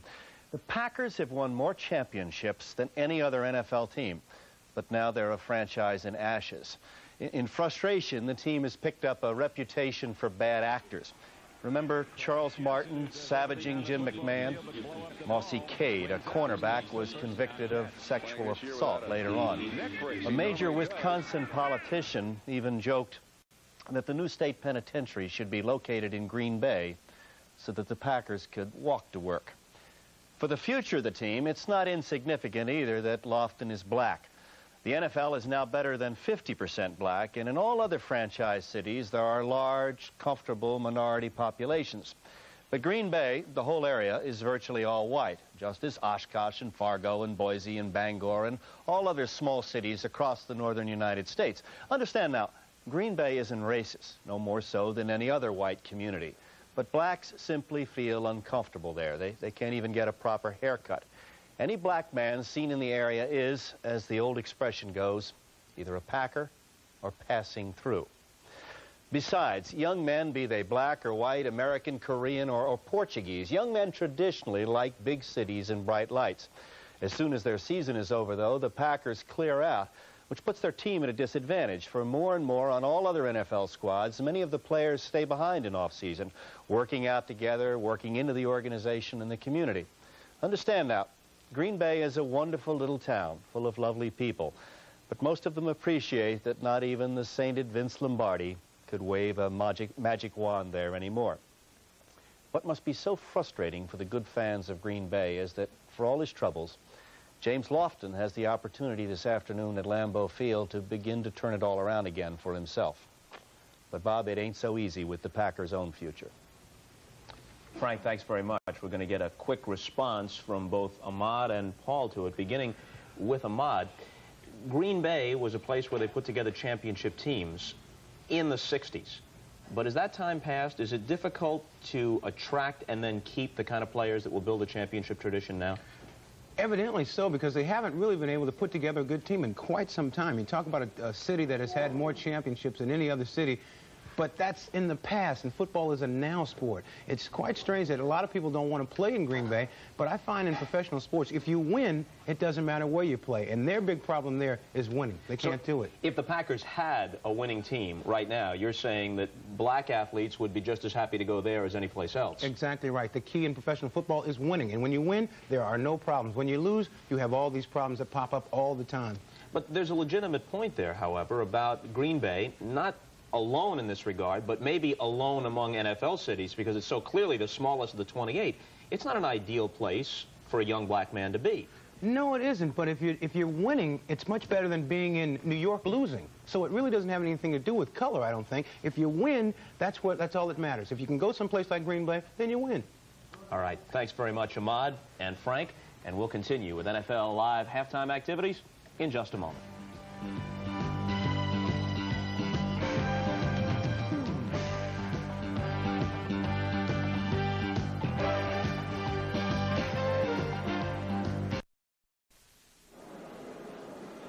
Welcome back to New Orleans. I'm Mel Proctor along with Reggie Rucker. A rather surprising first half as the Browns and Saints are tied. Reuben Mays has 76 yards rushing in the first half for New Orleans. And we pointed out at the onset that is a key, but the Browns have got to find a way to stop him or at least contain him. Particularly on first down. If the Saints are able to rush effectively on first down, then the Browns take away one of their assets, which is their defensive rush and defensive backs. Now, for the Cleveland Browns, Bernie Kosar is playing very well. He did throw that interception in the first half, but other than that, he is beginning to pick up the rhythm of the Saints defense.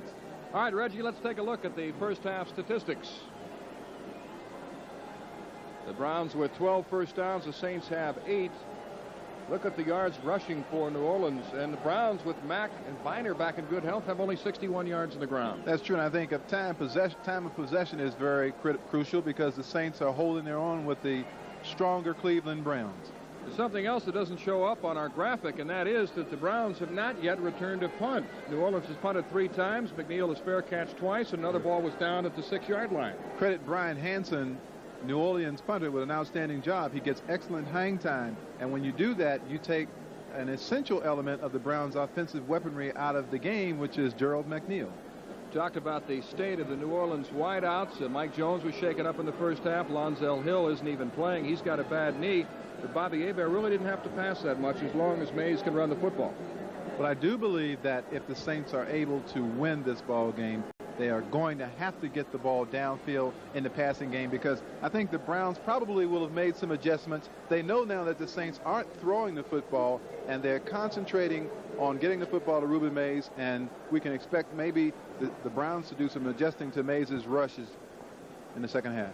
Morton Anderson is ready to kick off, and this kickoff is sponsored by Budweiser.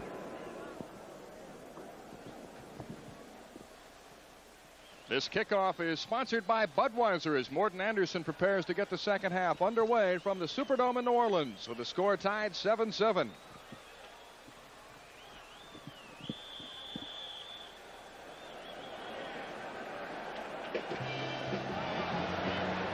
Another deep kick by Anderson. Glenn Young will not run enough. So the kicking game has been exceptional for the New Orleans Saints. Talk about the Browns not being able to return punts. They can't even return kickoffs because the kickers have been such an effective part of this ball game.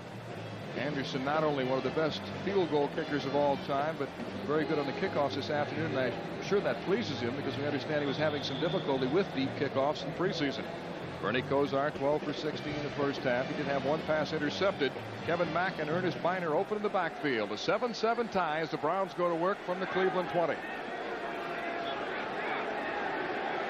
Langhorne and Slaughter, the wide receivers, split out to the far side. Kosar will throw on first down, and his pass is complete to Ozzie Newsome. That's his 4th reception of the game. Antonio Gibson makes the hit on him. Newsome in the first half moving past Bambi Lance Allworth into the 10th spot on the all-time receiving list. It seems when Newsome runs that pattern and turns to the outside, he is always open. When he runs that same pattern and comes back inside, he is double covered. And I think maybe the Browns picked up on that. Gain of 8 yards. It's second down at 2 from the 28-yard line.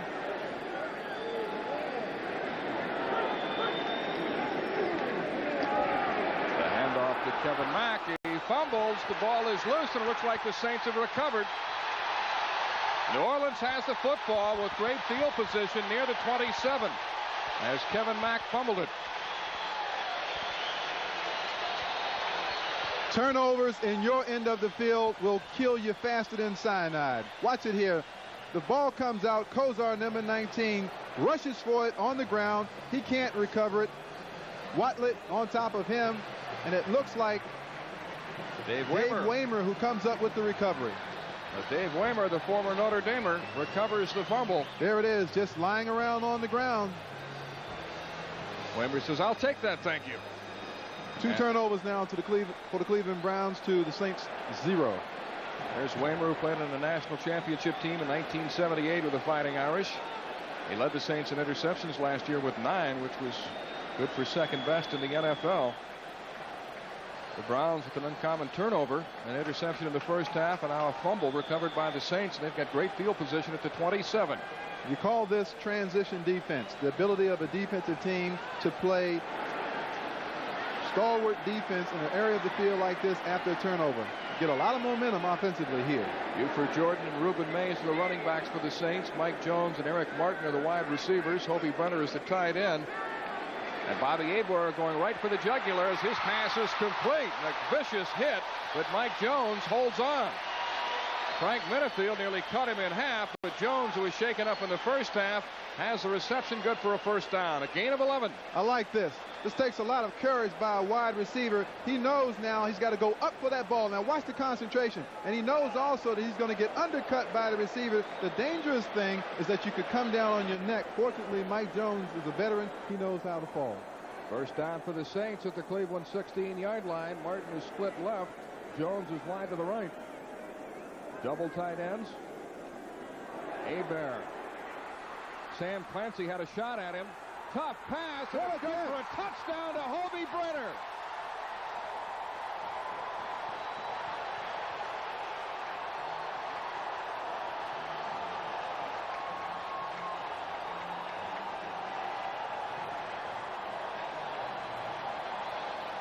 A 15-yard pass from Bobby Hebert to Hobie Brenner, but the degree of difficulty is about 9.6 because he was rolling to his left, had to throw back across the green to the right. This is simply an incredible catch. Watch Hebert make something of nothing. Clancy almost has him there, but only the strong arm Hebert is able to get this ball away. Look at the concentration fingertip grab. Hobie Brenner, touchdown Saints. And the Saints take the lead, 13-7. Here's Morton Anderson with Brian Hansen holding. And New Orleans has capitalized on a costly turnover by the Cleveland Browns. With 13:23 remaining in the third quarter from the Superdome, the Saints have taken a 14-7 lead. Bobby Hebert to Hobie Brenner, and the Saints are on top. They are fired up here at the Superdome. The New Orleans Saints, who are 3-17 in opening games to start an NFL season, lead the Browns 14-7. Maybe this is the beginning of a new era. We talked about a man growing up at 21. Maybe the Saints have grown up. Morton Anderson's kick will be taken by Glenn Young about 2 yards deep. Whoa. Young really takes a hit, drilled at the 15-yard line. Ricky Jackson, Von Johnson in on the hit, and the Saints are really fired up now. Number 83, Glenn Young, led the AFC in kick returns in 1985. He gets it going up the middle real good. Then pow, right in the middle of the field. Good hit. Vaughn Johnson, the starting inside linebacker, puts a lick on Glenn Young. Glenn Young was cut by the Browns last year and was selling Kirby vacuum cleaners. Apparently Marty Schottenheimer told him, take a year off, suck it up, and come back.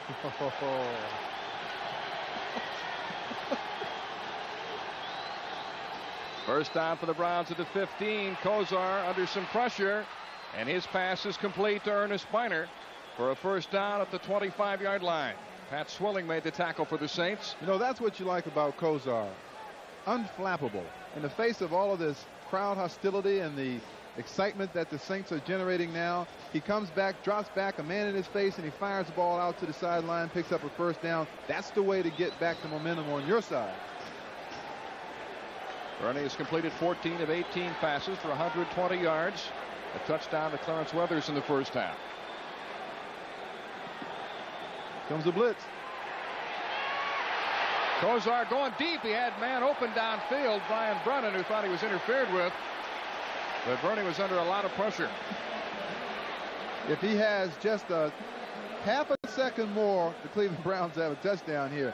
Watch it. The blitz is coming. Swilling, you'll see, coming from the left side of your picture. Flashes in front of Kozar right there. And then Bernie steps up in the pocket. He sees Brennan breaking clear, but it's just not enough time. The ball is led too much. So it's 2nd down and 10. 12:30 remaining, third quarter. The Saints lead 14-7.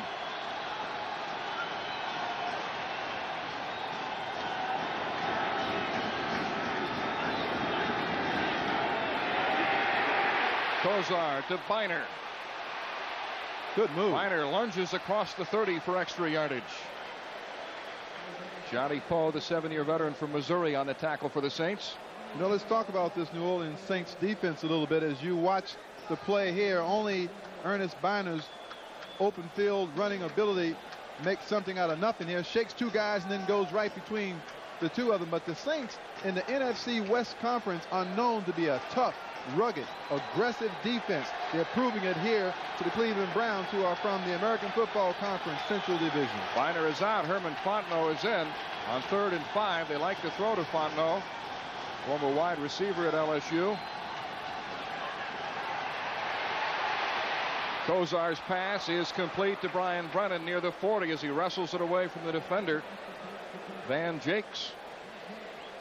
Well, you got all kinds of action going on all over the place right now. Good blocking inside, right top of your screen now. The good move inside, comes back. Now watch the traffic catch. See, good concentration, sure-handed, picks up the first down. He is a drive saver, Brian Brennan. Ernest Biner and Kevin Mack are in the backfield now. Brennan, who was on the receiving end of many of Doug Flutie's passes at Boston College. First down at the 41. It's 14-7 New Orleans.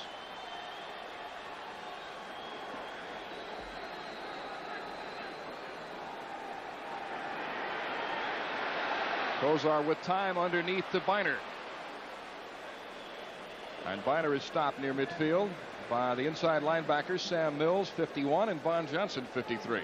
Here's what linebackers do when they see the quarterback drop straight back. Now watch 53 Johnson, 51 Mills. They see the quarterback drop, then they drop. Now Kozar, realizing how deep they are, throws the ball underneath. And once again, as we told you before, the New Orleans Saints will give you passes underneath. 2nd down and 2 for the Browns. Brennan is in the game, 86. He goes in motion. Biner got the first down and knocked out of bounds near the 39-yard line and almost wipes out the Saints mascot. And Ernest will give that guy a shot on purpose.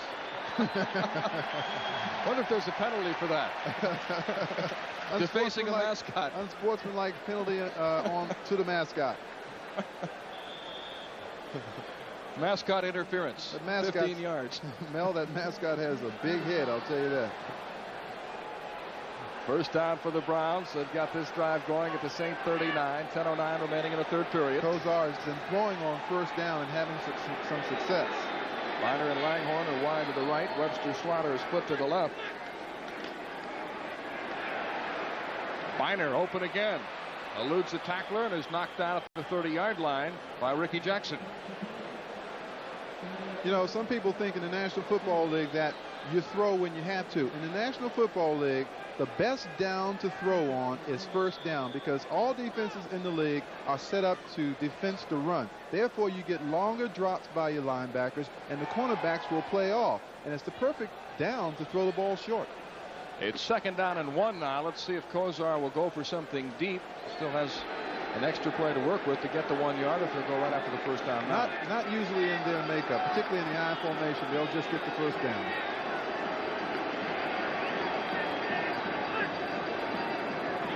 This time he'll throw, however, and going long downfield. Touchdown, Brian Brennan. You called it. Brian Brennan on the reception, and this is turning into a wild game. Now the Browns have a chance to tie it up. I'll tell you something. This is not the kind of thing the Cleveland Browns espouse, but I guess Well, the pattern really didn't mean a whole lot right there because the defensive back didn't go for it. That's just a superb individual effort by Brian Brennan. Brian Brennan, in his 4th year from Boston College, has been the Browns' leading receiver each of the last 3 years. Jaeger will kick out of Gossett's hold. And the kick is perfect, and we are tied with 9:16 remaining in the 3rd quarter from the Superdome. It's now the Browns 14 and the Saints 14. And these two quarterbacks are heating up.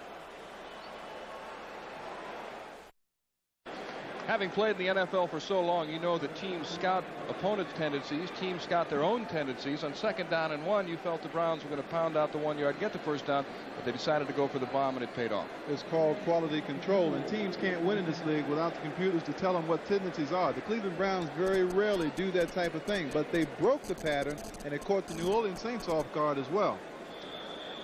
So we are tied 14-all as Jeff Jaeger is ready to kick off. 9:15 remaining in the 3rd quarter. Mel Gray brings it back for New Orleans. Across the 20 to the 25-yard line. Good run back by Gray. 24-yard return by Mel Gray. Mike Junkin, the Browns' #1 pick from Duke, made the tackle on the special teams.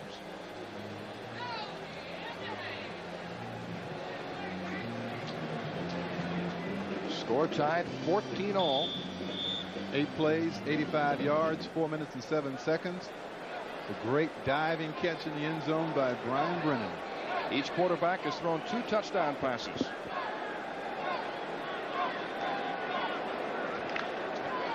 Well, the Browns came back with a no-nonsense drive that time. Barry Word is in the game, running back from Virginia, who was drafted last year, and he gets the call on 1st down. Good run by Word. Al Gross makes the tackle on him. Word was a 3rd-round pick a year ago. Had some difficulties personally with drugs and didn't play at all last year. Apparently got himself squared away, and they think he's going to be an outstanding addition. Miami and New England on a wet surface. A lot of rain up in New England in a shootout in the 3rd quarter. Pittsburgh leading by 14 over the 49ers. Eddie Johnson makes the stop on Reuben Mays, who rushed for 76 yards in the 1st half.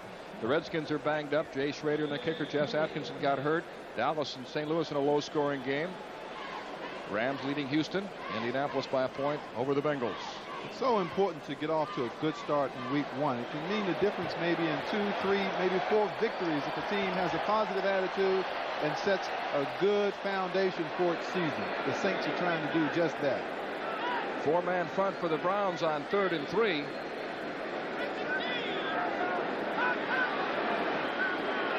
Bobby Hebert over the middle. Eric Martin has the first down. Eric Martin in his 3rd year out of LSU, an All-American. Set the Southeast Conference receiving yardage record while there, and he gives New Orleans a first down at the 47. These are unheralded, under-publicized wide receivers. You watch Hebert now, he has good protection, and that's part of the problem. They are not getting to Hebert. Any receiver in the National Football League, if given the time, is going to beat a defensive back one-on-one. Mel Gray and Mike Jones are wide to the left. Martin is split to the right. 3 wide receivers in the game now for New Orleans. The reverse to Gray. Look out. And Gray is close to another first down. Looks like he has it, but he could have broken that one for the distance. He tried to cut, seemed to slip just a little bit. Frank Minifield made the tackle. That play was set up very well. I think Mel Gray made a mistake in leaving his blockers. Watch it now. Here's a fake to Mays, and he hands the ball. Now Gray should stay behind Trapillo, but see, he runs off and leaves the blocker. Now he doesn't have a blocker to get rid of that first man. You have to have a little patience on plays like that and then show the burst of speed. I think you would agree, though, Reg, all this is being set up by Reuben Mays' ability to run the football. No question about it. Everybody went that away. First down at the 42-yard line. Buford Jordan is in the backfield. Hebert with time. Now being chased across the 40. He's got a first down. Bobby Hebert, a big, strong kid from Louisiana, the Cajun Cannon at 6'4", 214. And the Saints are pumped as they try to regain the lead. Mike Johnson made the tackle. I want to tell you what, they are rocking in New Orleans. This huge crowd at the stadium. I don't know what they predicted, but we look like we have near a full house. 69,000 is capacity here. Actually, 69,825. This may be the day that the Saints outgrew the Pope. That's right. Pope John Paul II visiting here the last 2 days. He met with 130,000 people yesterday at the University of New Orleans. Here comes Ruben Mays with blocking. And he's got about 4 yards. Frank Minifield coming from underneath to make the tackle for Cleveland. He does things you can't teach. You know, growing up in Canada, he didn't have the benefit of playing against the top flight competition like American football players are accustomed to. So he really didn't begin to feel the grasp of this game until he went to University of Washington. Bless 'em boys is the Saints' new slogan this year, and who better to bless this club than Pope John Paul II. Second down 6 at the Cleveland 25. Score tied 14 all. Here comes Mays. Breaks a tackle across the 20. Al Gross finally knocks him out of bounds. Got a good block from Buford Jordan, the fullback. And Bobby Hebert is enjoying it. I'm going to apologize because I said Ruben Mays went to University of Washington. He's actually from Washington State, but pure speed. Watch it. He's just going to outrun everybody. Get to the corner. Once you get on the outside, then you lower the shoulder, taking on Al Gross. Good run. And there's an interesting story as to why he went to Washington State. He received no scholarship offers. His high school coach called Hugh Campbell, who had been an All-American in Washington State and then was coaching in Canada. He recommended him to Washington State. 2 weeks later, they gave him a scholarship. And he led the Pac-10 in rushing twice. Mel Gray is in motion.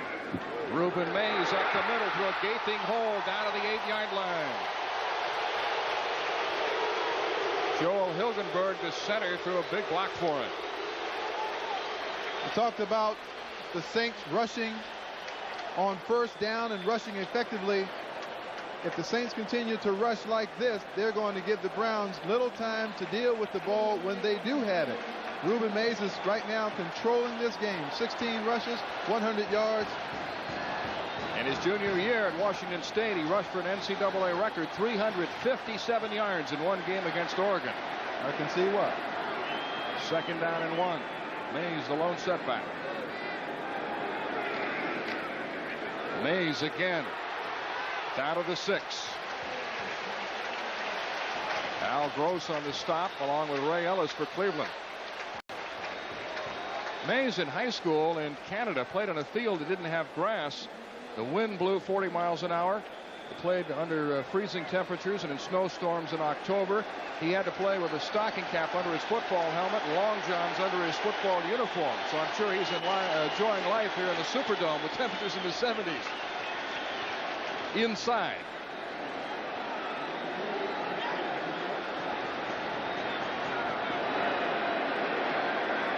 First down just outside the 5-yard line. Hebert into the end zone. Again trying to hit Hobie Brenner. He's already caught 2 touchdown passes today. Ray Ellis back defending for the Browns.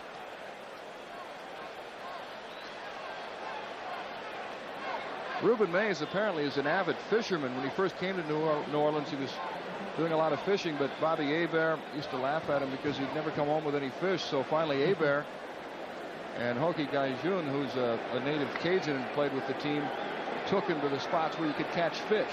And now he apparently is a fishing fanatic and has fit right in down here in New Orleans. If you watch him run and fake, he's catching a lot of fish out there on the field too. Flying feet. Second and goal to go. Dalton Hilliard. Ooh, a little extracurricular activity by Al Gross. Do not see a penalty marker down, however. You know, the Saints move the football to the 6-yard line. They're rushing great with Ruben Mays. Then they pull Ruben Mays out of the ball game and they start to throwing the football.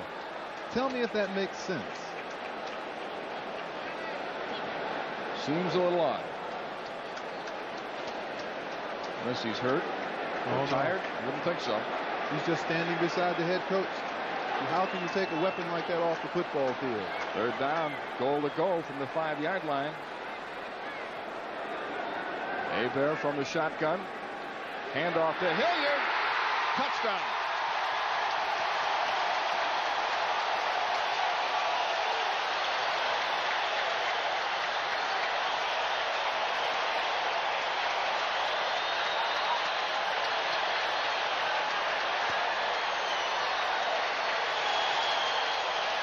Dalton Hilliard puts the Saints back on top on a 5-yard touchdown run. Hilliard was drafted last year in the 2nd round, just one draft ahead of Ruben Mays.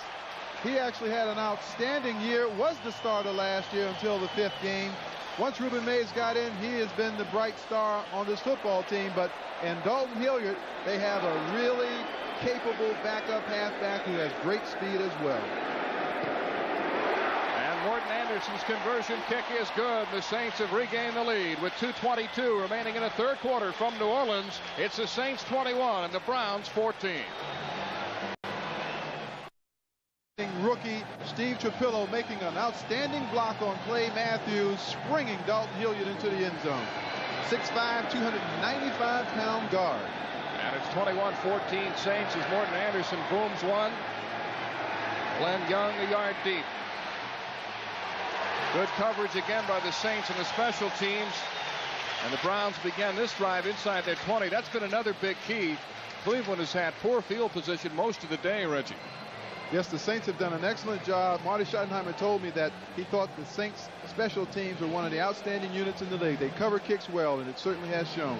And that has to be a little disturbing to the Browns, who take great pride in their special teams, now coached by Marty's younger brother, Kurt Schottenheimer. In fact, in a rating system devised by Frank Crash Gans, now the Chiefs head coach, the Browns special teams were rated #1 last year. 21-14 New Orleans. The first down for the Browns at the 18.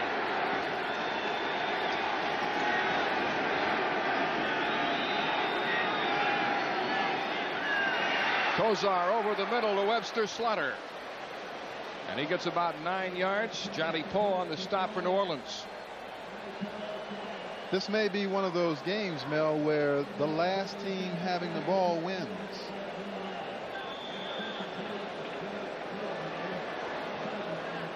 Enough for a first down, a 10-yard pickup. First down for the Browns at the 29.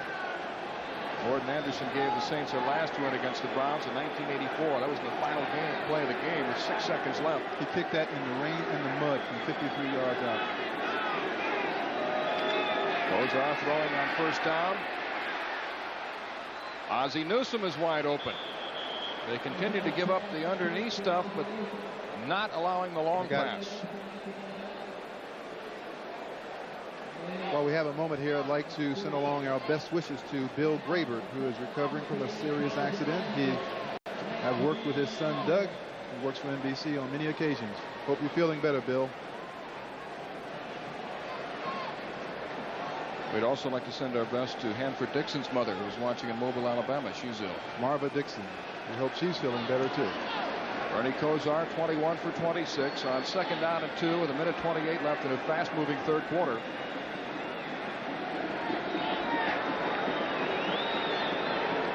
Browns are just going to get the playoff with 1 second left.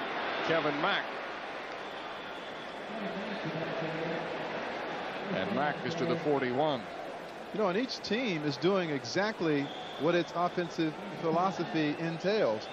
The Saints are rushing the football effectively, and Bernie Kozar is throwing the football effectively. So they're both doing what they want to do. It's a question of which defense will make the big play at some point to stop the other team. Another first down for the Browns at the 42 of Cleveland. Less than a minute remaining in the 3rd quarter. Mack is the lone setback. Biner flanked wide to the left. Here comes the blitz. He gets the pass off to Biner. And Biner's dragged down by Johnny Poe. But Brett Maxey, the nickelback, was coming out of blitz and almost got to Kozar. I think what we're seeing here is two quarterbacks who are having a lot of fun. Hebert is having fun when he has the ball, and Kozar throws the ball very quickly out here to Biner, and Biner does a lot with this pattern. He only takes a few steps away from the line of scrimmage, catches the ball, and then what you have is a back in the open field. Gain of 12 yards, another Cleveland first down at the New Orleans 46. The Saints lead 21-14. 11 seconds left in the third quarter. Fontenot is in the game now for the Browns. Number 28. Kozar's pass is complete to Langhorne. Reggie Langhorne has a first down at the 30. Tackled by Dave Waymer in a 16-yard gain. Kozar is hot. He threw a rocket that time to Langhorne on a deep end. And that will bring the third quarter to an end before a crowd of over 59,000 here at the Superdome. The end of the third quarter, the score is New Orleans 21 and Cleveland 14. We'll be right back after these messages from your local station.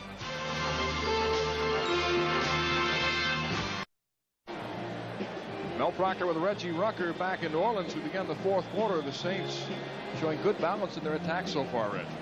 Well, yes, and the key thing here is the Browns 2 turnovers, New Orleans Saints none. First down for Cleveland as we begin the fourth quarter. The Saints lead 21-14. The ball at the New Orleans 30. Kevin Mack and Ernest Biner are the running backs.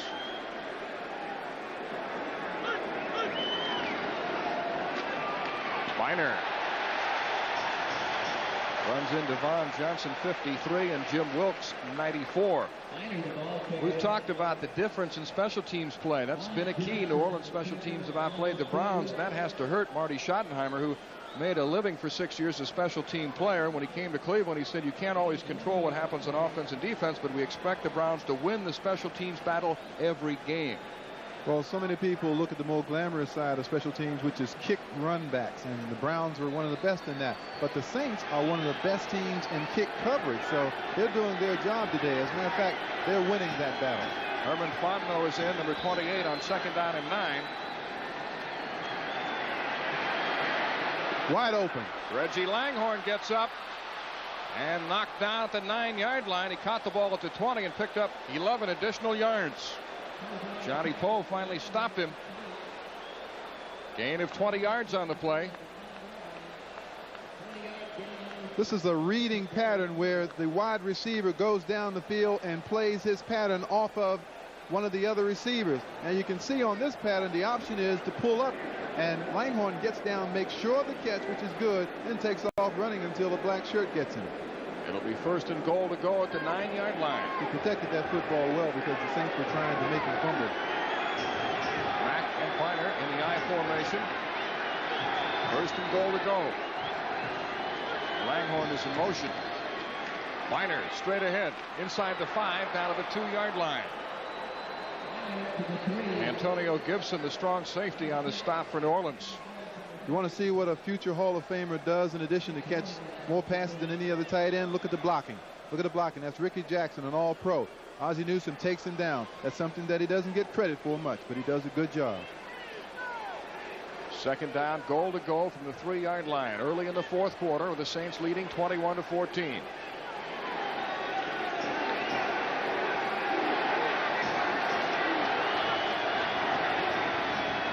Remains in the game along with Biner and Mack.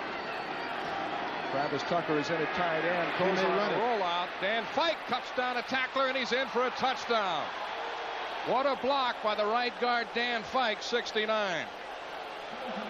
Kozar not noted for his foot speed, but he gets 6. Just getting ready to say that. And he'll probably take Fike out to dinner next week for protecting him around that right side. Marty Schottenheimer just went sigh of relief. Here it is. Now watch 69 to the left of the screen. You see 19 with the football. Now that's Dan Fike looking for somebody. Good block on Sam Mills. Kozar cuts inside. You know, Kozar practiced all off-season long jumping rope to get a more nifty footwork. And I think it showed just then. And now the Browns can tie it up. The rookie Jeff Jager's kick is good. And in a wild one in New Orleans, the Browns and the Saints are tied 21-all with 12:37 remaining in the fourth period.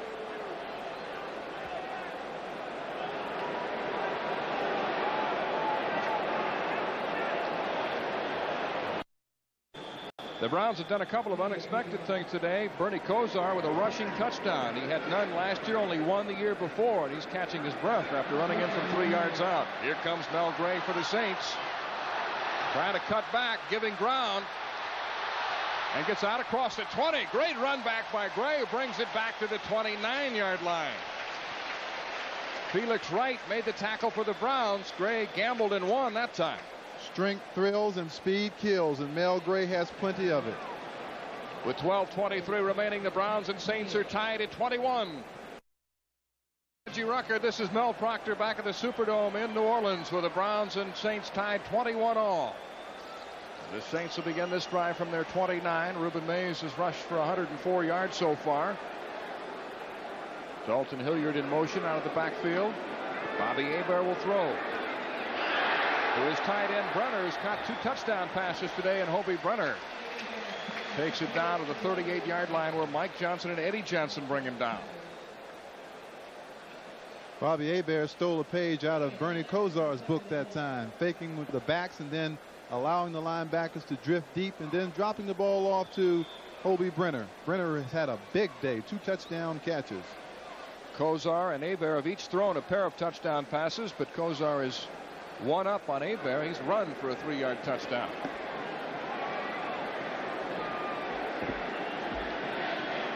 It's 2nd down and 1 for New Orleans. The pitch to Ruben Mays. Look at that blocking. They're running behind a wall.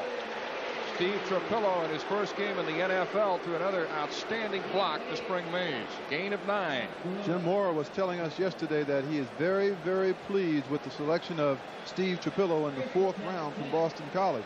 Talked about how big he is, 295 pounds. He has only 12% body fat now. A lot of you may not be concerned much with that, but pro football teams are, because big guys who have fat on them aren't much use to you. But a guy who's as lean and mean as Trapillo is can get out there and lead those sweeps in front of a Ruben Mays. Ruben Mays gets a breather as he comes out. Hebert getting some pressure and throws it away. Looked like a screen pass, but they never got it set up.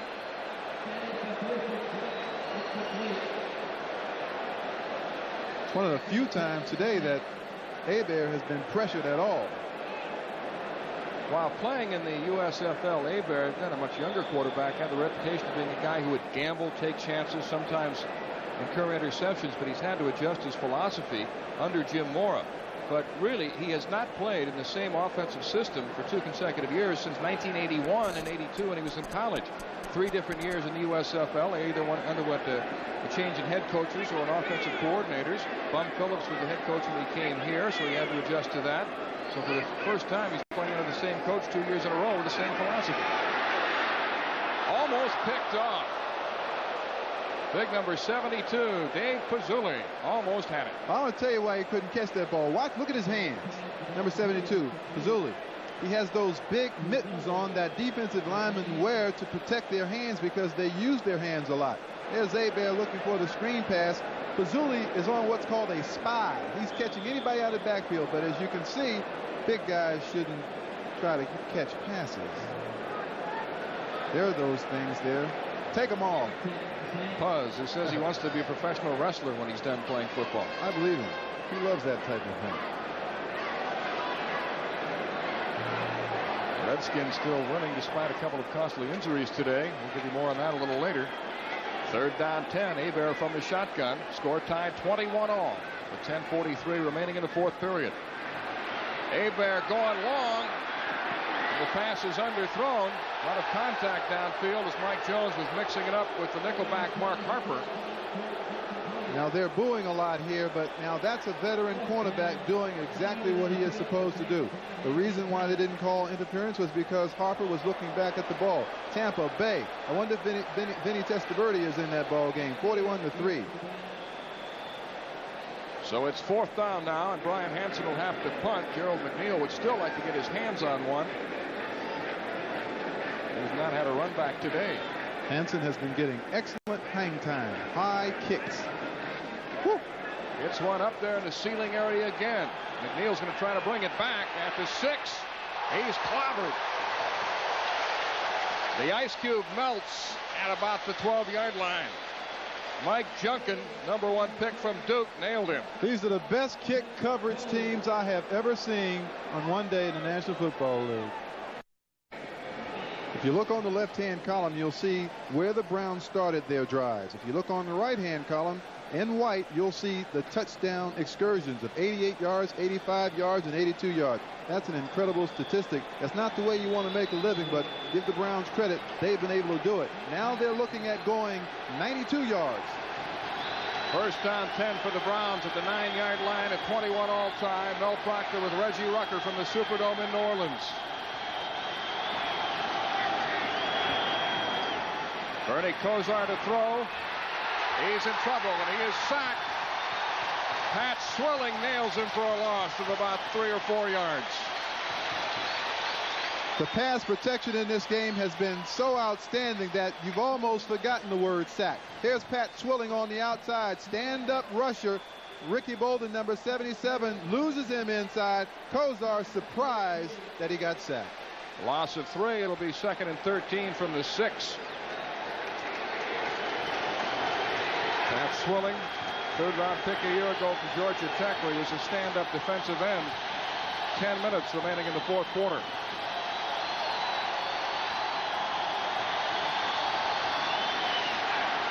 Kosar from his end zone, and the pass is incomplete right through the hands of Ernest Biner.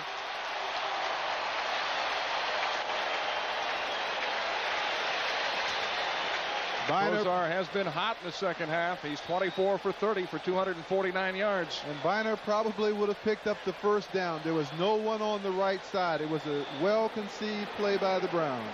He doesn't drop many. 3rd and 13 now. Clarence Weathers, who caught a touchdown pass in the first half, is in for the Browns. 3 wide receivers.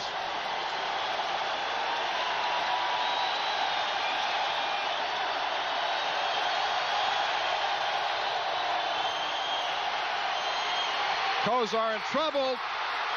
Just managed to get it away. He was nearly nailed for a safety. They got him. They called the safety. He was in the grasp in the end zone. It's a safety.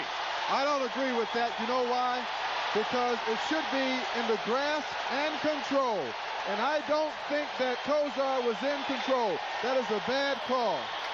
And if we have a look at the instant replay, the NFL says grasp and control. Now, watch it. He's in the grasp, but he's not under control, and he throws the football. Bruce Clark nailed him for a safety, the former All-American from Penn State. And Marty Schottenheimer agrees with you, Reggie. He's probably saying control. The key word is control, and he didn't feel that Kosar was under control. That is a very, very sensitive call, I think. So the Saints take the lead on a safety. It's 23-21 New Orleans as Bruce Clark caught Kosar in the end zone. See, Mel, I think the one thing that you don't want is for a game that's this good to be dictated by an official's call. Now watch. Here's number 75, Bruce Clark. He's got one leg, but Kosar is releasing the ball, and he's not in control. It looked like he beat Cody Rison on the play. Rison, who was a holdout for 28 days, admits he's not in the best of shape, and he's up against a superior athlete in Clark.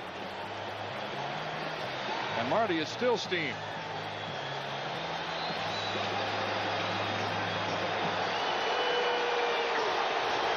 Kosar talking to the referee, Dick Hantak. The Saints have taken the lead, 23-21.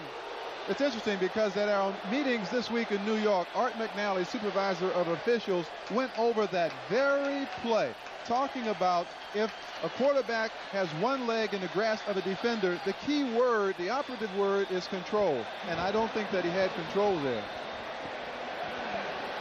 But Jim Mora will take the 2 points.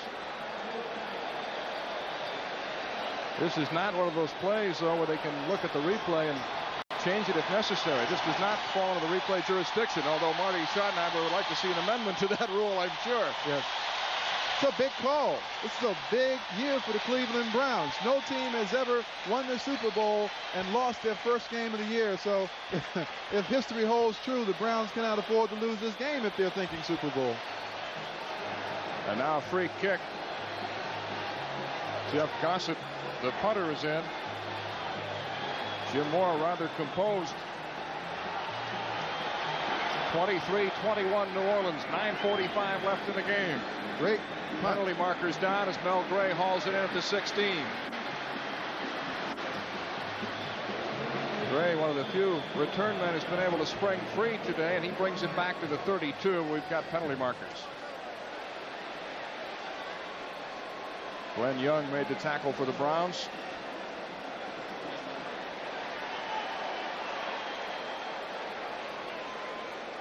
Jim Mora, who played at Occidental College, where he was a tight end and defensive end. On the receivers, 12 men on the field. Penalty is declined. First down, 10 yards. Too many men on the field. That is an outstanding putt by Jeff Gossett. Mora and Congressman Jack Kemp were teammates and roommates at Occidental College in California. Kemp, an outstanding quarterback in the AFL with the Buffalo Bills. I understand Mora still works in Congressman Kemp's campaign. His visibility will be a little higher if he wins this game, won't it? Yes. 9:35 left in the fourth quarter. First and 10, New Orleans from the Saint 32. And Bourbonstein will be rocking tonight if the Saints win this one.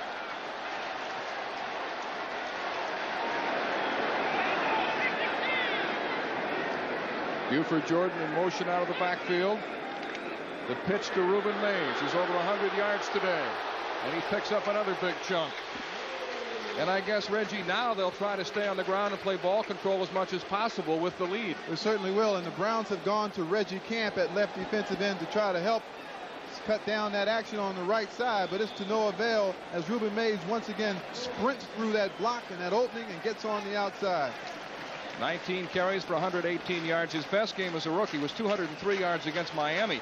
He actually had broken the team rushing record, but on the final carry, he lost 4 yards and finished with 203 yards, which is 4 less than George Rogers' club record of 207 yards. Mays again. Not much there this time as Bob Golick, the 270-pound nose tackle, makes the stop. Well, the Browns have a problem at left outside linebacker. Of course, that is the position that Chip Banks used to play. He's gone now. Mike Junkin was drafted to play that position, held out, isn't ready to play. So they're going with Anthony Griggs, who probably wouldn't be there if it's not for the fact that Junkin had held out. So they are having some problems on that left side. And the Clancy is back in now at left defensive end. Third down 3, 5 defensive backs in the game now for Cleveland. 8:12 remaining in the fourth quarter.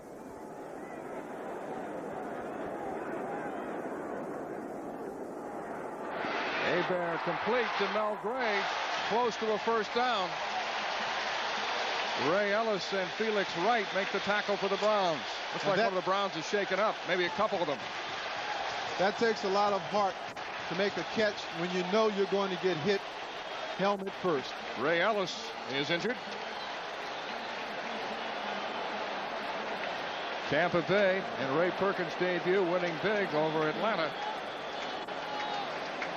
With 7:56 remaining here in New Orleans, the Saints lead the Cleveland Browns 23-21.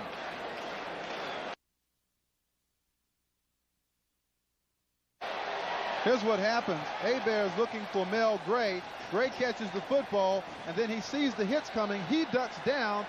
Ray Ellis and Felix Wright collide helmets, and Ray Ellis is out for the count. Don't forget to stay tuned for the second half of our doubleheader. Most of you will see the Broncos and the Seattle Seahawks. Others will see the Raiders and the Packers. Be sure to check your local listings for the game in your area. This is what's coming up in the second half of our doubleheader. John Elway with a new contract in Denver. The Boz making his debut for Seattle. The Raiders with Rusty Hilger at quarterback, playing up in Green Bay. They also have Randy Wright quarterbacking this year. 7:38 left in the fourth quarter. First and 10 for the Saints at the New Orleans 45.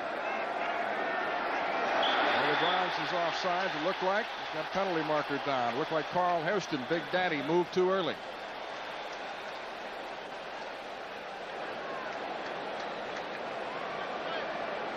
It's unusual to have these fellows offside because look at the ball. It's right there by him. It didn't move anywhere, yet Hairston is offside. Defense, 5-yard penalty, remains first down. And he's working against the rookie, Steve Trapillo, we've talked so much about this afternoon. First penalty against the Browns. Only the first penalty. First one. Saints lead 23-21. With the ball at midfield, 1st and 5. Mike Jones puts out wide to the right. Ruben Mays following Buford Jordan into the line. He rips off about 4 yards. Jordan, like a little bowling ball, a great blocker. Not only is Mays fast, but he's very strong, and that's very deceiving because he doesn't have a real big lower body, but he still is very difficult to bring down once he gets into the hole. He accelerates so quickly. At about 2 steps, he's at full speed. 2nd down and 1. Ruben Mays has carried 21 times for 123 yards this afternoon. When you called one like this, Mel, you want to call one again? I don't think so this time. I think with the lead, they're just going to grind it out as much as possible, and I don't think Aber's going to throw until he has to. He took the easy way out. Buford Jordan, they need 1, and he lunges for it. Mike Johnson makes the tackle for Cleveland. I've been very impressed with Aber, haven't you? Played under control, hasn't made many mistakes, stuck to the game plan. We talked about his newfound leadership qualities. Has not forced many passes. Nope. First down for New Orleans at the Cleveland 45, 6:02 remaining. Each team with 3 timeouts remaining. But the Saints will be tough to stop the way Ruben Mays is running the ball. In order to stop the Saints, you have to stop Ruben Mays rushing on 1st down. The Browns have not been able to do that.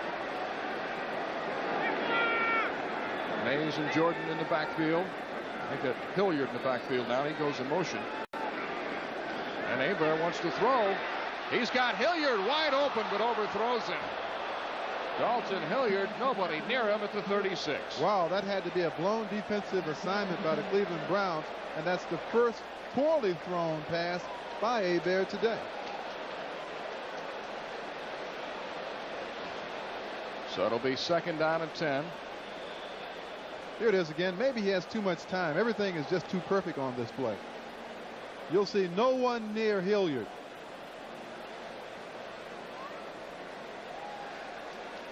I don't think Bobby feels comfortable unless he's got somebody chasing him or holding him by the ankle. It was too easy. 2nd and 10 with 5:34 left. The Saints lead 23-21. Buford Jordan overpowering tacklers for the extra yardage. They're going to bring that one back.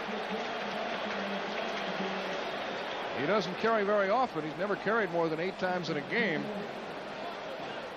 And penalties like this just kill an offensive team. You wonder now, the tight end isn't even concerned in the blocking pattern, and yet he's moving too soon.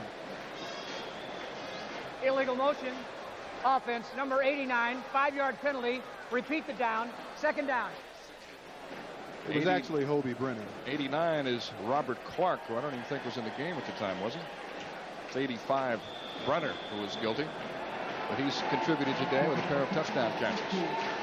So it'll be 2nd and 10. The ball at the 40. They got it at the 50-yard line. Actually, 2nd and 15. 2nd down 15 from midfield with 5:13 remaining. It's a big down right here to keep this drive going. Mike Jones in motion. Ruben Mays. My goodness. And he's got about 7 yards. Frank Minifield runs him down, but Mays wanted more. He made about 8 moves in 2 yards to get through the line of scrimmage and was nearly off to the races on the outside. He was the 13th running back drafted last year, and the 2nd taken by New Orleans. They actually drafted Dalton Hilliard ahead of him. He was a 2nd-round pick, and Mays was selected on the 3rd round. I think what makes him so effective, he doesn't have Eric Dickerson's speed, but he may have faster feet. 4:28 remaining. 3rd down 10 as Mays comes out. Shotgun formation for the Saints.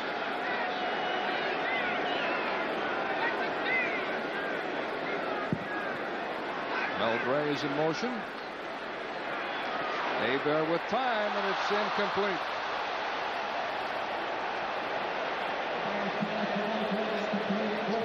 He tried to connect with Mel Gray. You can't ask Aber to do it any better than he did it just then. The Saints are just getting away from the Browns defensive backs. That's an aspect of this game that I did not anticipate. The Saints receivers getting away from bump and run coverage and running to open areas. But they have made some mistakes in the last couple series, but because they haven't held on to the football. Brian Hansen will punt with Gerald McNeil back deep. McNeil, who ran back both a punt and a touchdown, or a kickoff for a touchdown last year. The first man since Tony Green of the Redskins to do that in 1978. But Hansen will be looking for placement on this kick, and he's been very effective today. Another high booming kick. Saints get downfield, and they got it again. Great coverage by New Orleans. There is a penalty marker down, but what a job they've done on kick coverage today. The penalty will be against the Cleveland Browns. Of course, the Saints will decline it. The Browns will have the football on the 1 yard line with 99 yards to go. Watch 57, Ricky Jackson save the ball. Jackson is a linebacker who gets downfield before some of the defensive backs have gotten down there. Tipped it to Von Johnson, and again the Browns will have terrible field position. Defense, number 31, penalty will be declined. 1st and 10. Penalty against Cleveland. Ball at the 1 yard line.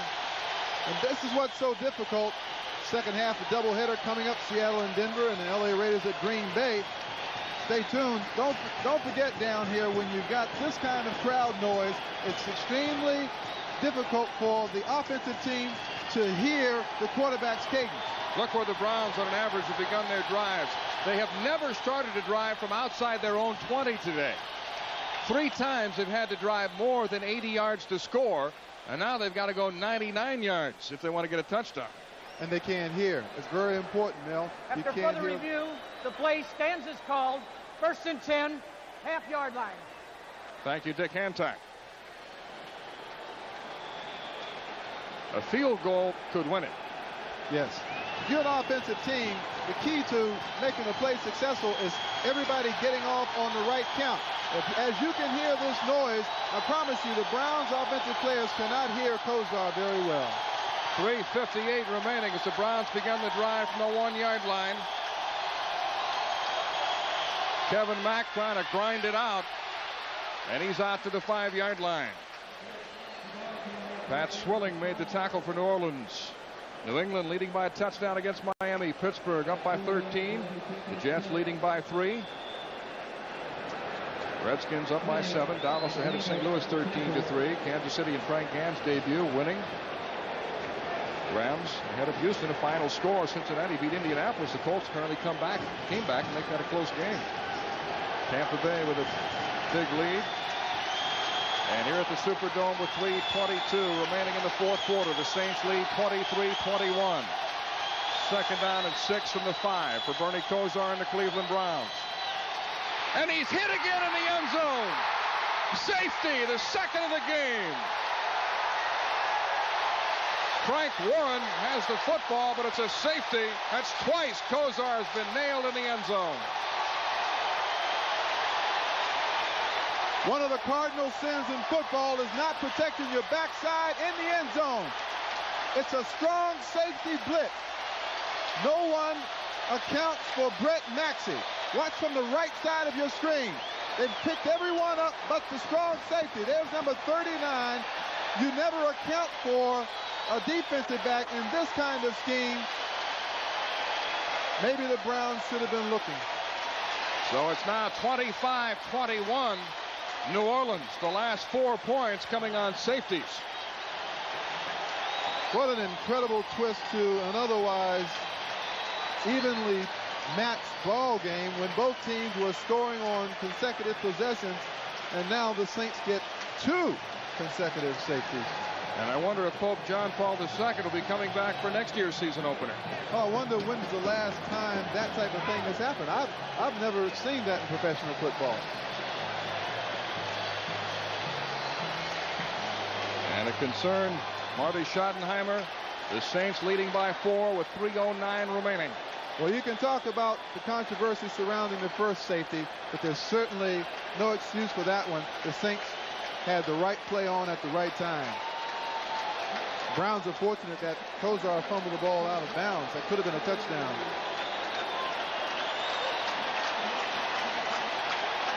Jeff Gossett will kick it away on the free kick.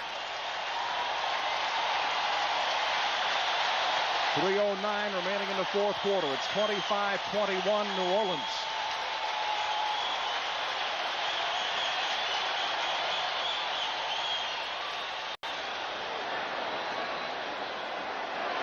Taken by Eric Martin. And Martin is stopped at the 40-yard line by Lucius Sanford, the veteran linebacker, signed as a free agent. And the Saints are in good shape with 3:01 left. Bobby Hebert and Dave Wilson were involved in a battle for the starting quarterback job. Wilson actually had the edge for most of camp and preseason. And last Sunday, Jim Mora decided to go with the Cajun cannon, Bobby Hebert. Good move.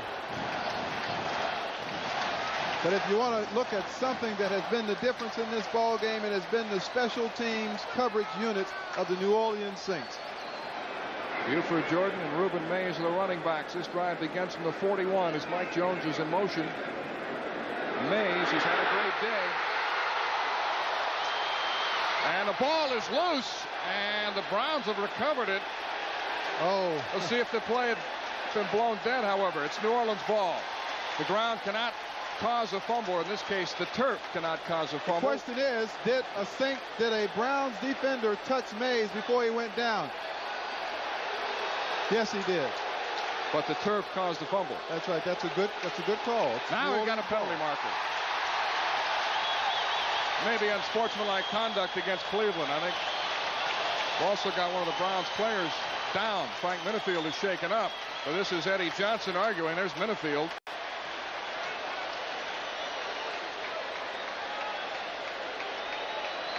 Well, an unsportsmanlike conduct penalty just exacerbates the situation here. The officials made a good call on that play.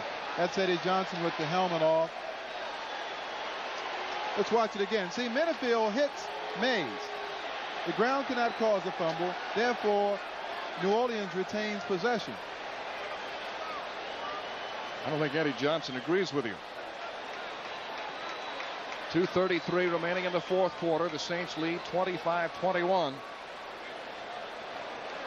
Minifield is being attended to. Unsportsmanlike, coach on the field against Cleveland, an additional 15 yards. Wow. Well, I think Marty was still simmering from the call earlier, the first safety. And this game changed momentums after that play, and Marty hasn't been the same since. It was 21-all at that point. Kozar was tackled in the end zone for the first safety. The second safety has put New Orleans ahead 25-21. But you're right, the game really turned on that call. No question about it. Frank Minifield is absolutely essential to the Cleveland Browns defensive scheme of things. What you want to know as far as the defensive back is concerned, is there an injury to the knees or the ankles? Eddie Johnson still talking to the line judge, Jack Fetty. Minifield is walking off the field pretty much under his own power. Well, he's had the penalty now. He's just making the most of it. Getting his mileage out of it. Yeah, it's good. Well, Minifield comes off the field under his own power. He and Hanford Dixon, regarded by many as the best cornerbacks in the NFL. But as we said before, I'm sure Marty Schottenheimer and brother Kurt will sit down over a family dinner and talk about the special teams after this one. New Orleans leading 25-21 with 2:33 remaining in the fourth quarter. Mel Proctor with Reggie Rucker bringing you this game from the Superdome in New Orleans. A lot of great action coming up. Seattle at Denver. Many of you will see that game, and some will see the Raiders at Green Bay. A rebuilt Raider machine with two new wide receivers and a new quarterback in Rusty Hilger. Now, if you're the New Orleans Saints, what you want to do here is protect the football. If you're the Cleveland Browns, you want to try to stop the Saints and get the ball back as quickly as you can.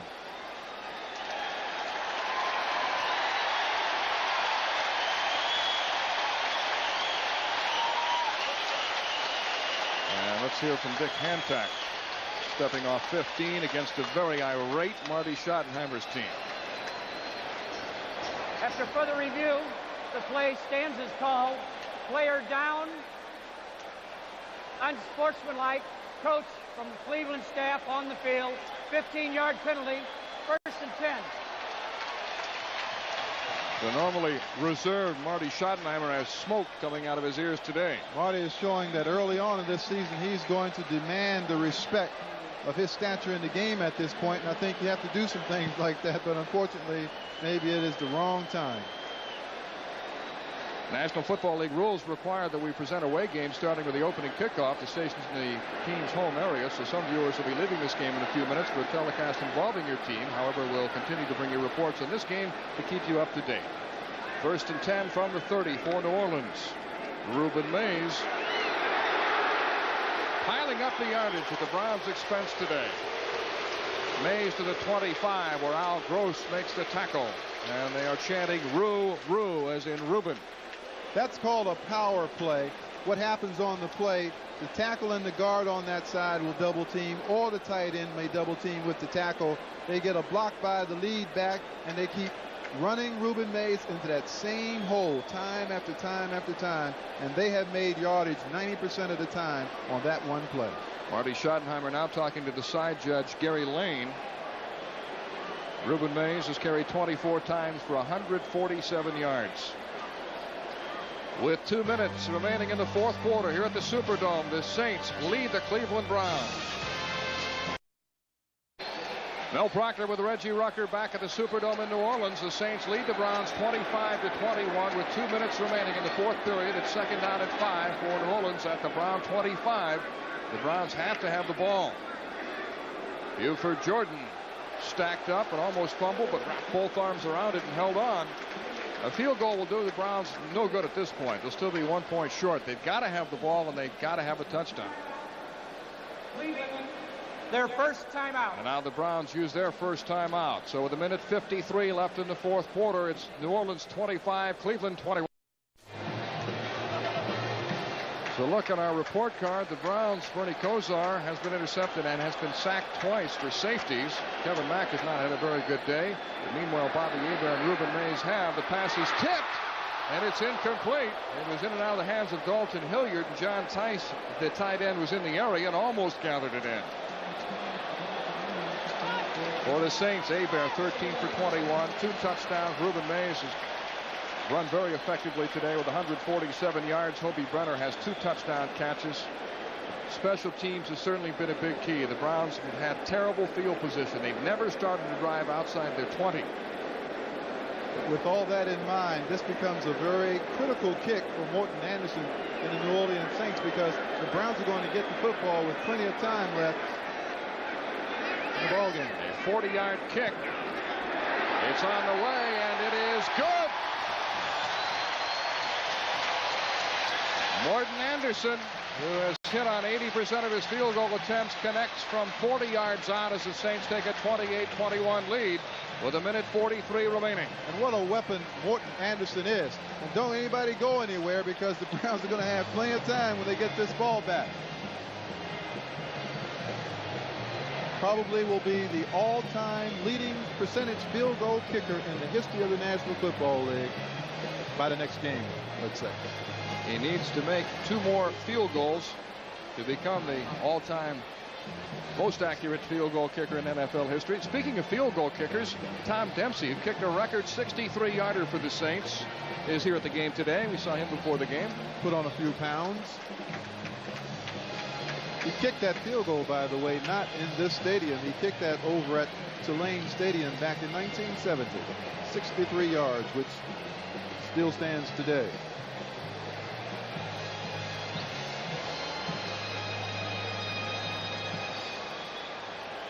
We should mention the Saints offensive line, a patchwork offensive line. Darren Gilbert starting for the first time. Chuck Comiskey moving from right guard to left guard. Steve Trapillo making his first NFL start. Joel Hilgenberg, normally the backup, starting in place of the injured Steve Court. And what a job they've done blocking for Ruben Mays and protecting Bobby Hebert. Now, in the sideline conference before the Browns get this football, of paramount importance, Marty Schottenheimer to his return unit, is you must get a good kick return. You've got to give us good field position. Len on Young in the end zone. He will not run it out.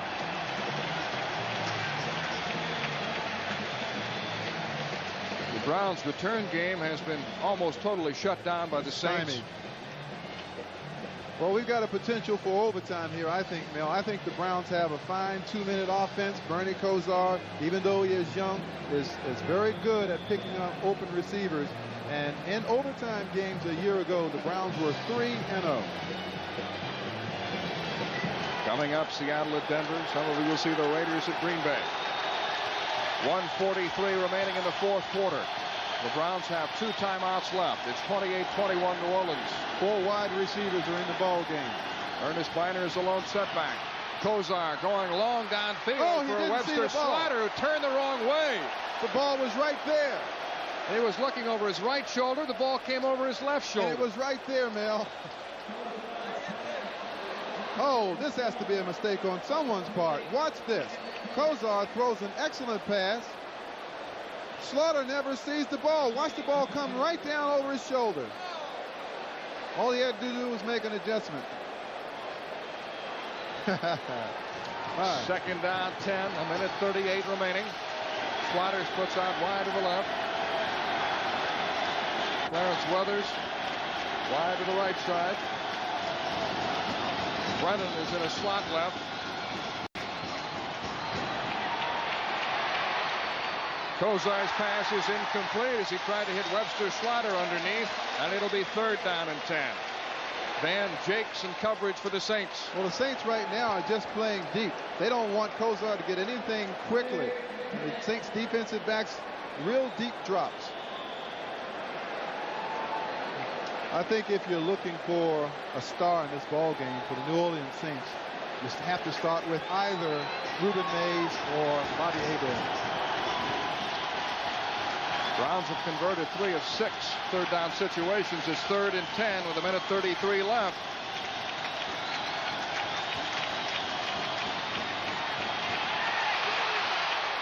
Kosar's pass is caught by Reggie Langhorne for a 1st down to keep the drive alive. 1:22 remaining. Ricky Jackson made the tackle on him. You have to have patience right now because there's plenty of time. The Browns have 2 timeouts. You don't want to get frantic. Just over a minute remaining as Kosar's back to throw, getting some pressure. In trouble. Fumbles the ball. It's recovered by Biner. Frank Warren, who's played a tremendous game, made the hit. I think they might call that a sack. Ernest Biner recovered for the Browns. 1 minute remaining in the fourth quarter. The Saints lead 28-21. They have won only 3 opening day games.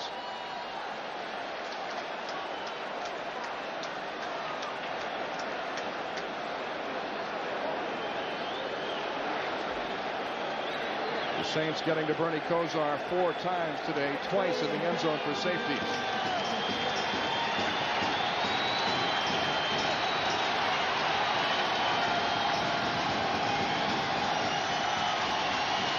On 2nd and 16. Kosar's pass is knocked down. He tried to go to Webster Slater, and Pat Swilling knocked it down. He's also had a tremendous game.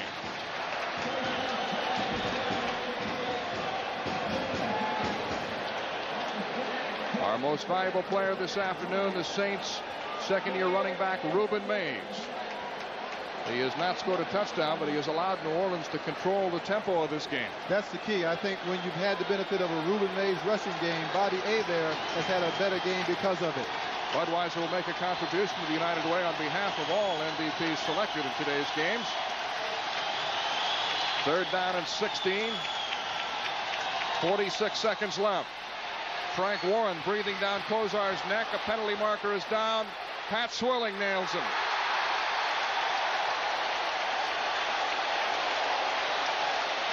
There's a penalty marker down.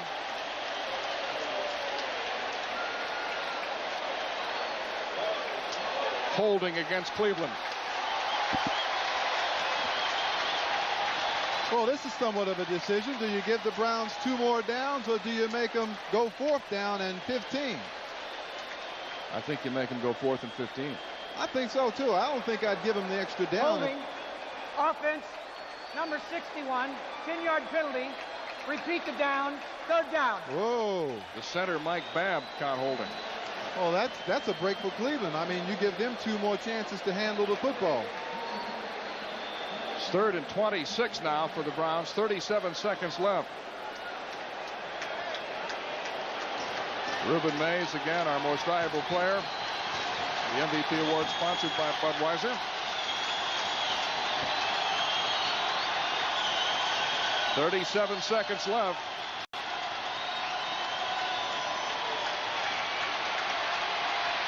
Kosar over the middle, and it's complete at the 35-yard line. Reggie Langhorne on the reception. As we mentioned a moment ago, Budweiser will make a contribution to the United Way on behalf of all the MVPs selected in today's game, and Ruben Mays is our MVP.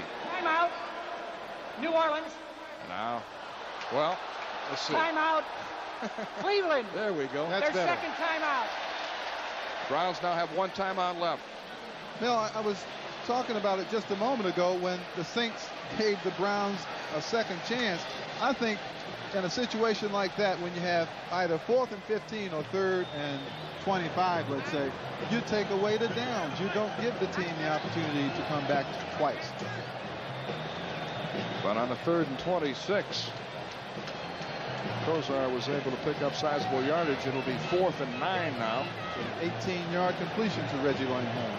29 seconds remaining as Jim Mora talks with Steve Sidwell, his defensive coordinator.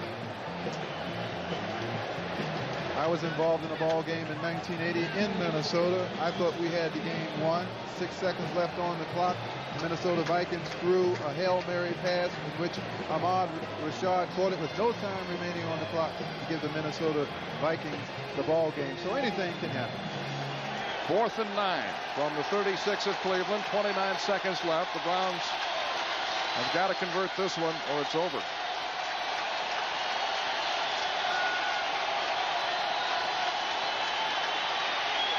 Kosar complete to Brian Brennan in midfield, and Brennan's got a first down. So the Browns are still alive, and Kosar is signaling for a timeout with 19 seconds left. Frank Watlett made the stop on Brennan. Timeout. Cleveland, their 3rd timeout. The game to the 43-yard line of New Orleans. Well, this may still work in the Saints' favor, but if it doesn't, we'll have to go back to that decision on the penalty. I don't think you give professional football teams another opportunity to throw the football because they're not concerned with the downs anymore. They just run the patterns a little deeper. The Browns certainly no strangers to final minute victories. 8 of their 13 wins last year were decided in the final minute on late rallies. They beat Houston by a field goal twice, Pittsburgh twice by a total of 9 points, Buffalo by 4, and Detroit by 3. Were involved in 2 overtime games in the playoff. You saw Schottenheimer a minute ago still giving the business to the officials. Jim Mora has to be a bit pensive right now. He knows the Browns could score. Kosar 27 for 36, 302 yards, 2 touchdowns, but he's been intercepted once and sacked twice for safeties. 19 seconds left. Here comes Frank Warren. Screen pass to Biner. Biner to the 40, to the 35. And Biner is out of bounds at the 31. He had a tough decision to make, whether to cut upfield or to go out of bounds, and he made the right decision, stopping the clock with 9 seconds left, and Cleveland will have a first down. Incredible determination by Ernest Biner. The Browns are going to benefit greatly from his presence this year.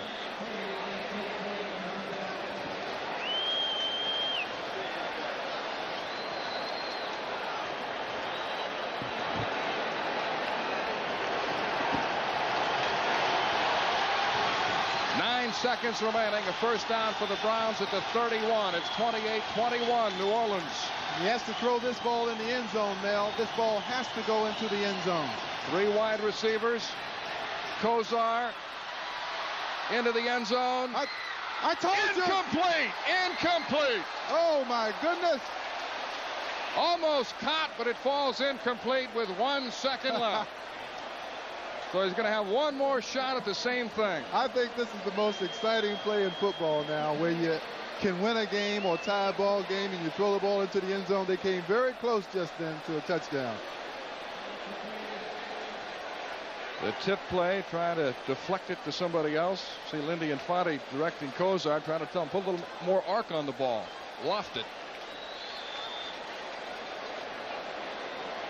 See exactly what happens down here in the right corner of the screen. Almost right there. Well, it's 2nd down and 10. 1 second left. The Saints on the verge of a big upset. Kozar into the end zone. He caught. No. Incomplete. Incomplete, and the game is over.